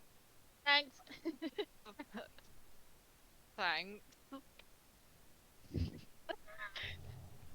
What the fuck is wrong with you? You say that? No, I can't Okay. say that. No, I need to be sensible now. I'm just going to look dead in her eyes and say, and to be honest, the old form of you is far more impressive. She just stares for a moment. I find that slightly unlikely. Well, Not I to mean, mention you wouldn't have ever seen me now, would you? well, actually, I have. You see, I've seen quite a few memories, and I've had about 400 hours of consistently replaying the same memories in my head. And what I used to see was devoted protectors who I was confident in their strength and their loyalty, and subjects that had respect but freedom. When I saw Palace, I saw joy and pride and love and a bit of guilt and grief. But when I saw you in my memories, you were just kind of an afterthought. Quite honestly, you were a bit of an annoyance. You just existed to do what I say when I say it. So you were kind of a slave to me. And now you're a slave to my memory, so it's a bit depressing to see how far you've fallen. She tilts her head just a little bit and stares. I find that rather funny, given your predicament, and considering I'm the one who holds the key to not only your freedom, but any chance of your friend's escape. I can sense them moving. I've scried constantly, watching. You want to talk about past lives and past us. Considering you used to hold so much power that a simple trick on your sleeve wouldn't have stopped you from cutting my throat from even there. And yet here you are at my mercy. You are not the same sovereign I bowed to regardless of memories. I will enjoy gutting the rogue and throwing his body at your feet, as I once would have.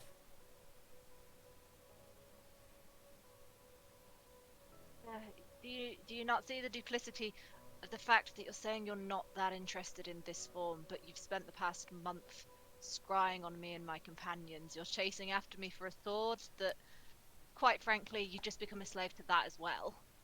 And instead of actually doing something now, you're just monologuing at me. She smiles. You think I want the sword? That's interesting. It is not the sword. As you said, it would control me. I'm not a fool. I wouldn't touch the thing. It is not mine to touch. Only she, who originally bound herself to law, may ever hold it. Unfortunately, sharing that soul, you have control too. It is not your sword, nor technically even you I want. Your essence, your soul, and despite your attempts to berate me, it changes nothing. If anything, it accelerates your demise. As I feel, either if my experiment here goes awry, I can still just kill your friends. Even at the cost of my life, you'll never leave here alive yourself. The Guardians will arrive, slay you for the false sovereign that you are, and find a new mistress. I can live with that. However, can you live thinking you've won with simple insults when I kill all of your friends and awaken demise without you? I can do it with or without your body, with or without taking your friends down. It's just quicker if you listen. You and that blade share a far deeper connection to me and demise than you would be aware of. There's a reason dear little Talus betrayed you that clearly you're not aware of. Just as there's a reason why I remained a simple memory to you. Demise is not simply just a poor woman in a cocoon.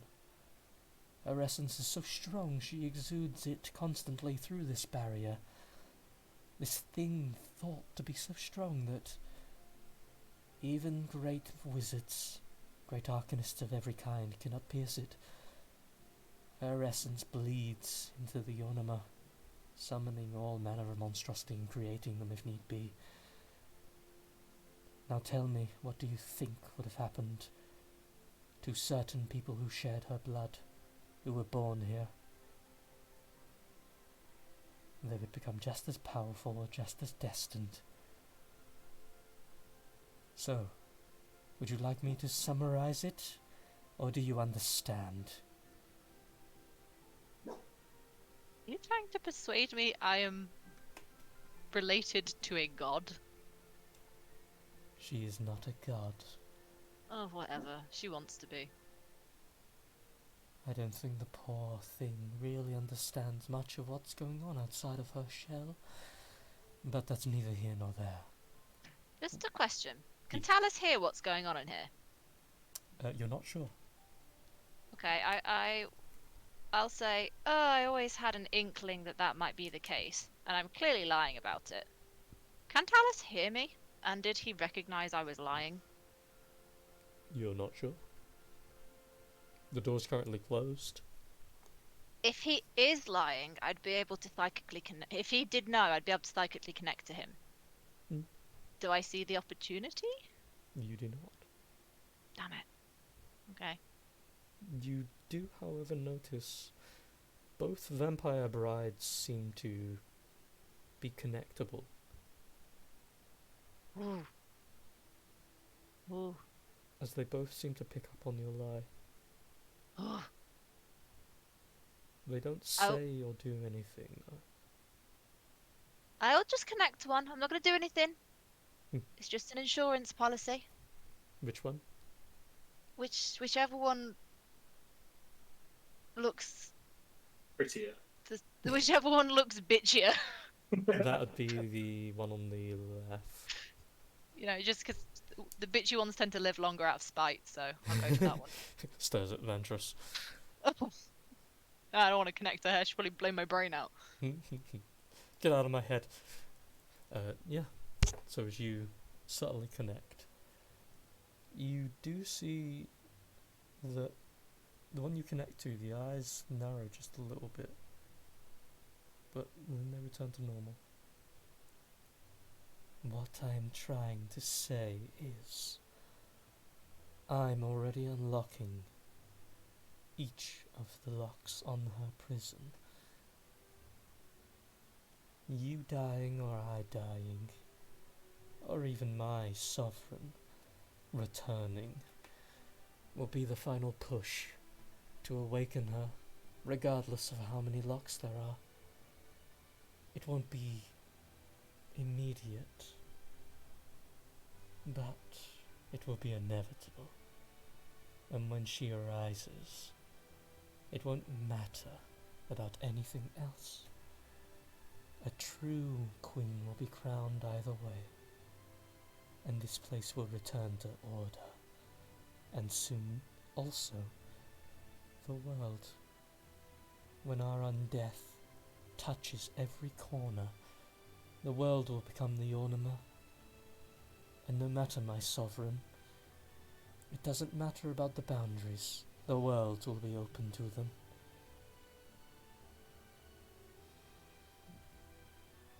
You're just gonna laugh at her.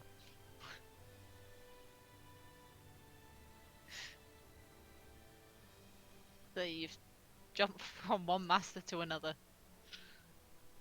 And it is not my place to possess, but rather to assist, as it always has and will be.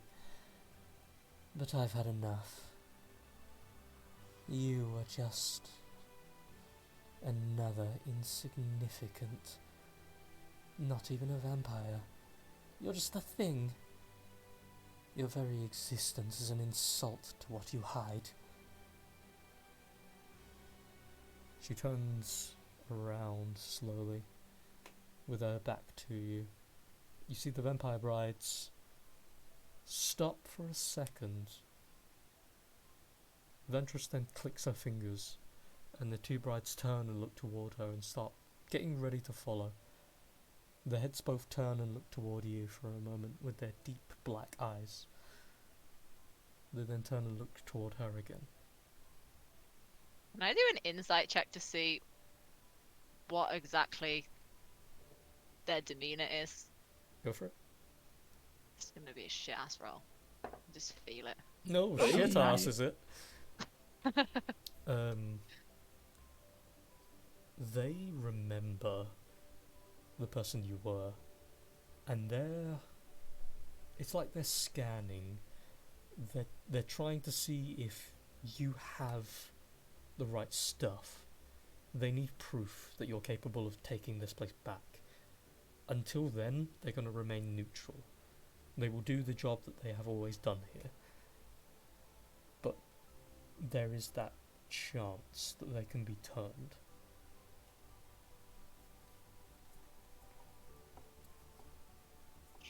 Okay. Where are all my fucking things? I didn't expect to be using any of this right now. God, I can't talk inside their heads. Doesn't matter. I can only deal damage or do a spell on them. I don't really want to do a spell on them. The door is opened up, and Ventress takes steps out. As the two get ready to follow, she turns around as the two stand just enough in the doorway that you can still see Ventress. I will send for you when the time is ready. Or I'll bring your friends here for you, lifeless and beautifully discoloured. The offer is there. You can give yourself freely, or I'll take everything you love and strip it to its bare parts and meat. She waits for any reply.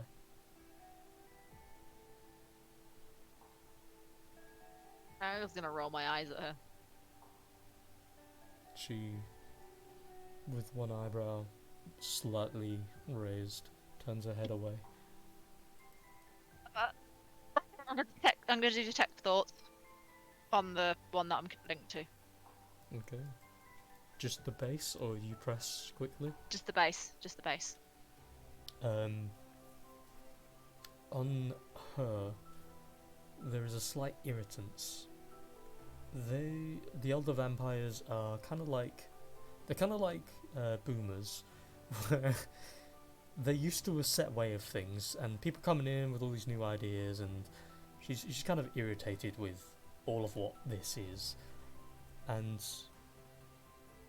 looking at you before she leaves, still following pace, by the way. She will follow immediately after her sister, but as she turns back just enough to see you in the corner of her eye, as you're feeling these sensations from her, there is that same level of respect that the old you got, that you are now getting, and a feeling of unease seeing you there.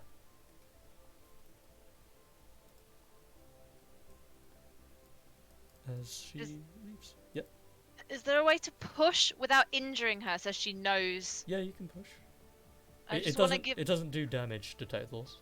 I just want to push so she knows that I'm looking, and then just give a slight smile so she knows what I'm doing, and that I Okay. still have the ability to do that. You, under normal circumstances with spellcasting, which this technically isn't, you get the sensation if they succeed or fail based on will and blah blah blah. In the case of you, it's almost like the connection when it lands and they fail their save, you feel this almost like tether between you. In the case of this one, as she turns her head away and is walking away and you try connect deeper, she stops and you feel the connection connect by will. She purposely lets you. And then she continues slowly out of the door. She reaches down for the keys as you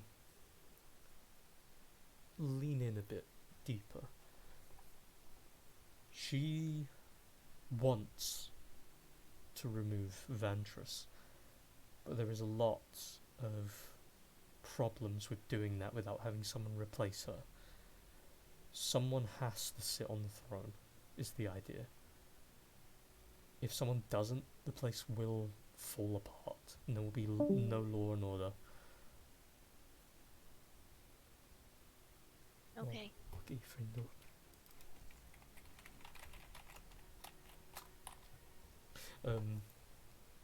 So she wants to help you, but until you can find a way out, she cannot do a thing.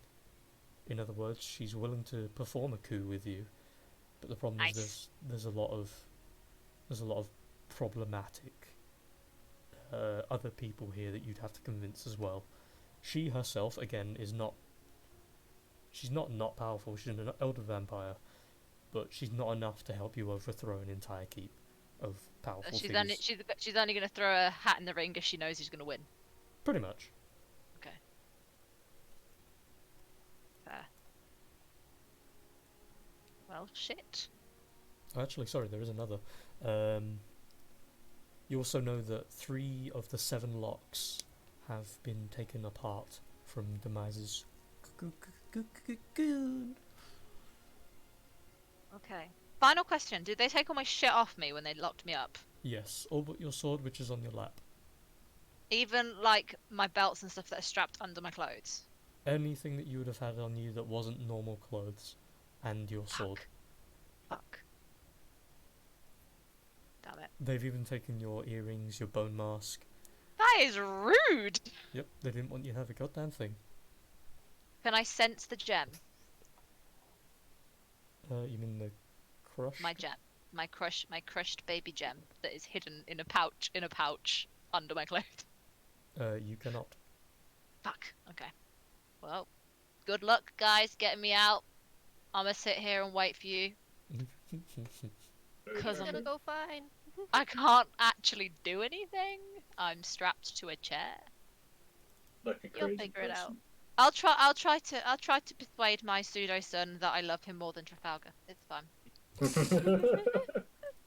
Don't let Aaron hear you say that. What irony that would be. Ah! I love the idea that Trafalgar's just about to rescue you and then hears you say that you love your son more than him, and he's like, never mind then. It's like, well, what the fuck did I come here for then? Yeah. I'm I've going got to home. time Fuck you it. guys. I've got to time it perfectly. Well, Okay. shit. That's not how I expected that to end. I was really hoping she'd at least punch me or something so I could, do something. Ooh. It's almost like the one woman with the power of a magic doesn't want to go near someone who stabs people to death. Fucking wimp! I mean, 1v1 not wrong. outside, no weapons. They're like, why won't people come fight me physically? What the I would hell? kick your ass. It's not cheating if my soul is connected to the sword. It's classed as a part of me now. So, yeah, Fuck me. one more week. That and didn't we go how I expected it to go, and now my brain's like, I Welcome can't use to any of the things I was gonna D&D. do.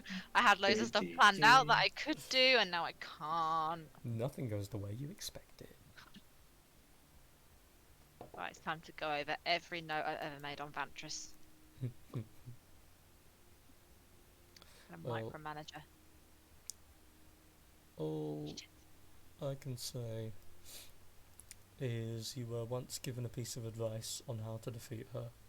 I know it's within my now 2 books of notes, Lee, so it's going to take me a while to read through them to find the stuff. Yeah. Fuck! It starts with E. Enemies? Esatari! Esatari is the answer! You heard it, Megan. Sure. I got You're this. the Don't worry, answer. guys. Don't worry, guys. I got this. Poof. Punches him in the face. Yeah.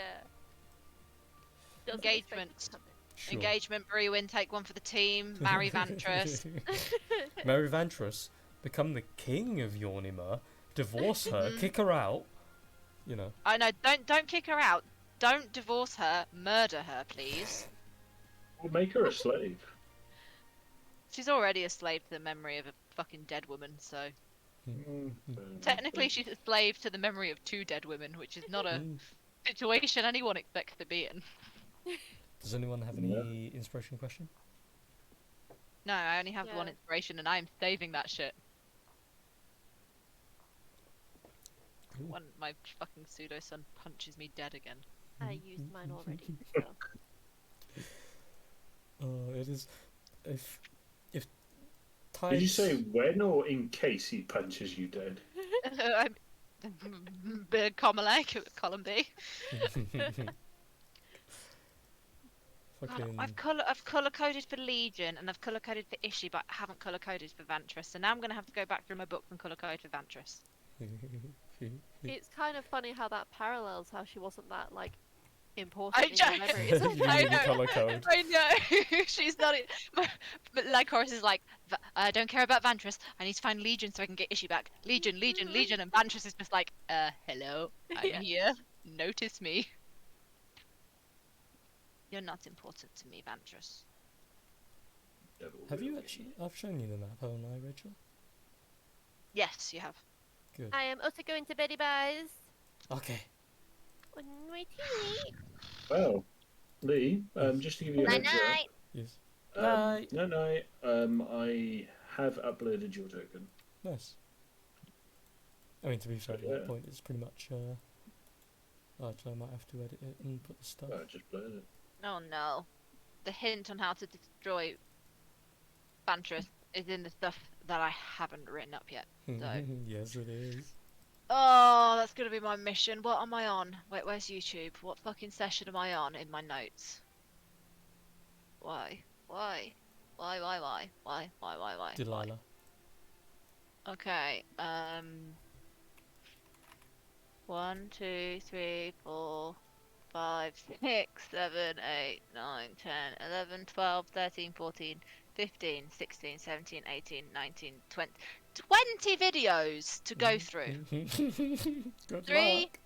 6, 9, 12, 15, 18, 22, 23, 24, 26, 29, 33, 36, 40, 43, 45, 46.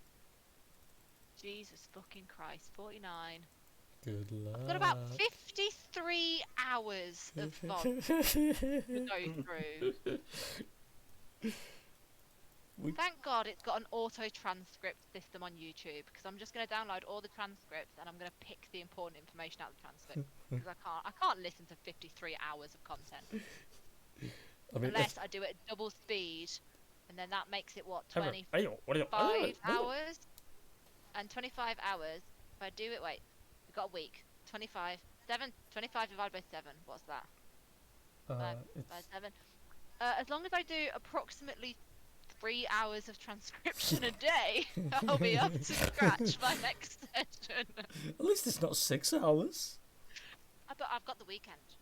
Oh fuck, I'm out on the weekend. I've got Sunday. I could do a big chunk of hours on Sunday. I just love how originally it was like, right, so I've got fucking 20 episodes. I can't listen to the shit I've already said twice. To, I can always download all the transcripts. 50 hours! But if I halved it, it's 25. I'm just, In my defense, all the math. since Monday, I have transcribed 8 hours of content. Wow. So I could try. You have far more patience than I do. No, I'm just neurotic and I need the answers now. And the fact that you told me there was an answer in there, I can't not have the answer. I mean, if it helps to know, technically the answer I gave you, you kind of immediately were like, ugh, ugh. That is so vague. Well, it's in relation to who- Vantress, so take it as you wish. Who gave me an answer? Oh fuck. 'Cause That, at least then I can try and pinpoint roughly where it is. I can't remember if it was an inspiration or if someone actually told you. Because I want to say Lupula. But I've done all the sessions with Lupula. That's what I transcribed the other day. Hmm. Wait. Wait. Where are we? Lupula.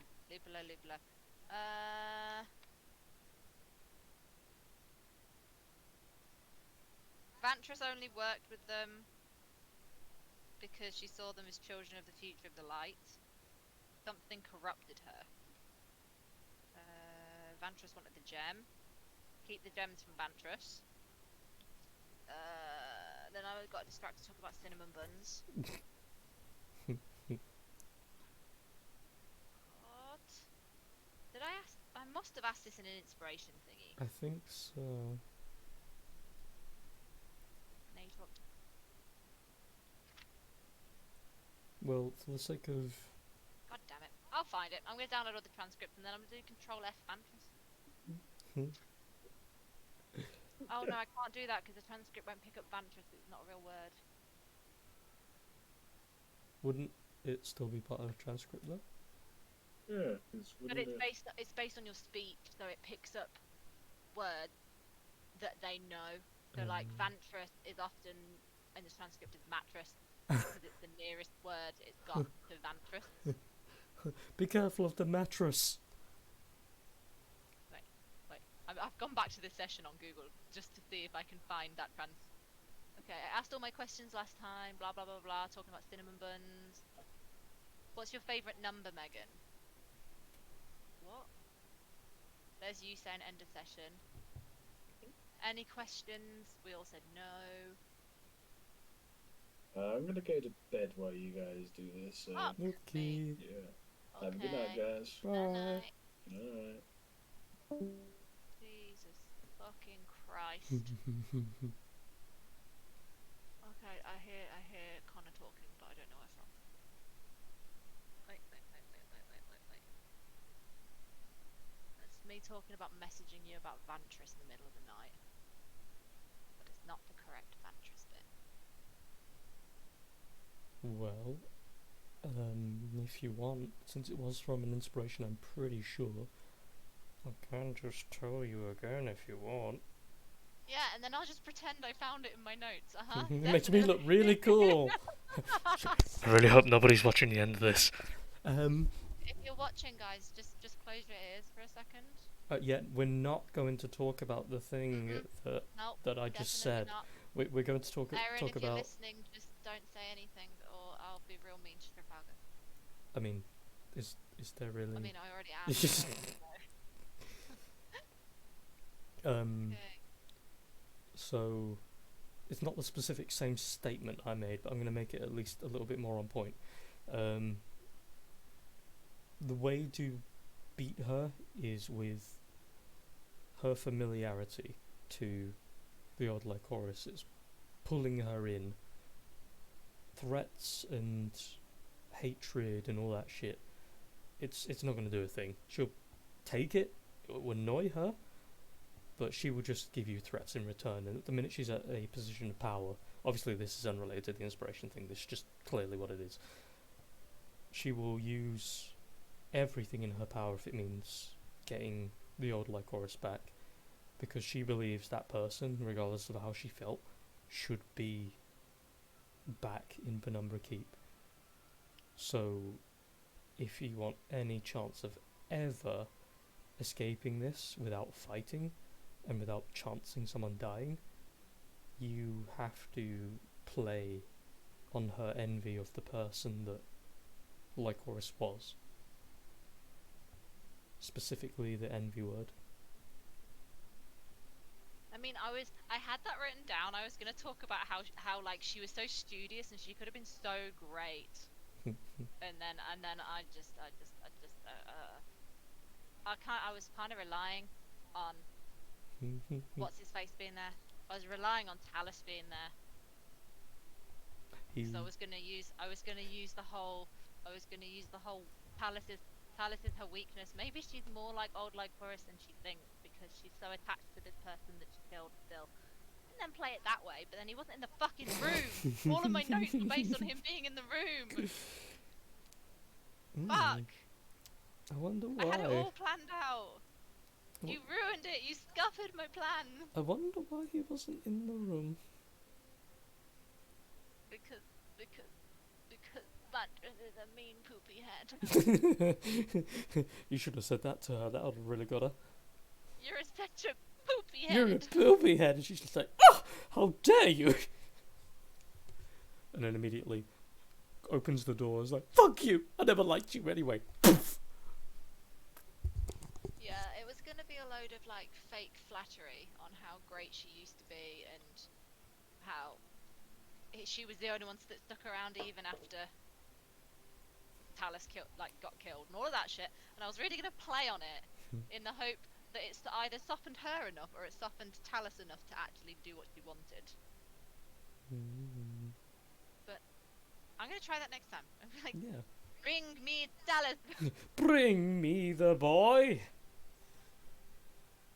Or I'll ask Vantress to come back, and I wish to discuss Talus and see if I can play it that way.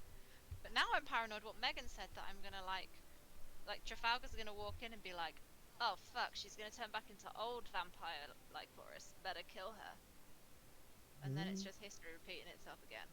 Well, the only thing I can say to that is, considering he's coming here specifically for the case of saving you, I don't think murder will really be his first choice.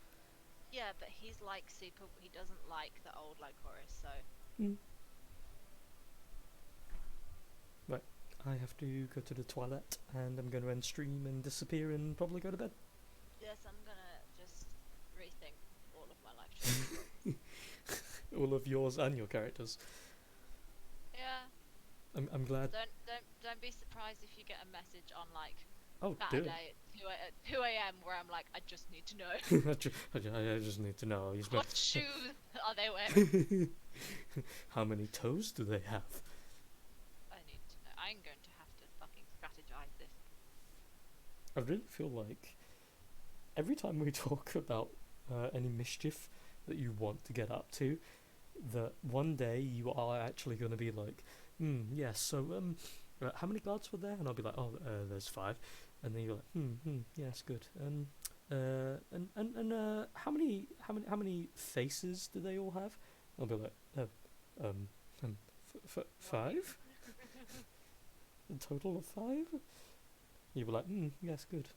And how many swords are there in the area? Is there 5 by any chance? Because just reasons. If worst comes to worst, just blast out old Lycoris. Yeah. Do some damage. And then squash old Lycoris and be like, I'm stronger than she ever was because I can control her. Mwahaha! There we go. End game plans. Worst comes to worst, kill everyone and then myself. There we go. TPK. Character. Pause. TPK. I mean, it would push the story. You'd get rid of your enemy. You'd get rid of all my friends. All of your friends. and all the characters that my friends are attached to. Maybe let's not go down that route. In my defense, though, you're the one that's pushing this. I had nothing to do with this. I didn't make this backstory. This is your fault. Oh, as well, by the way, it never would have come up, and it's not going to come up now because the body's gone. But the guy with the Myconid outfit, he was a lost member of your clan. And Trafalgar fucking killed him! Yeah, he didn't know, in fairness, and I don't think he would care anyway.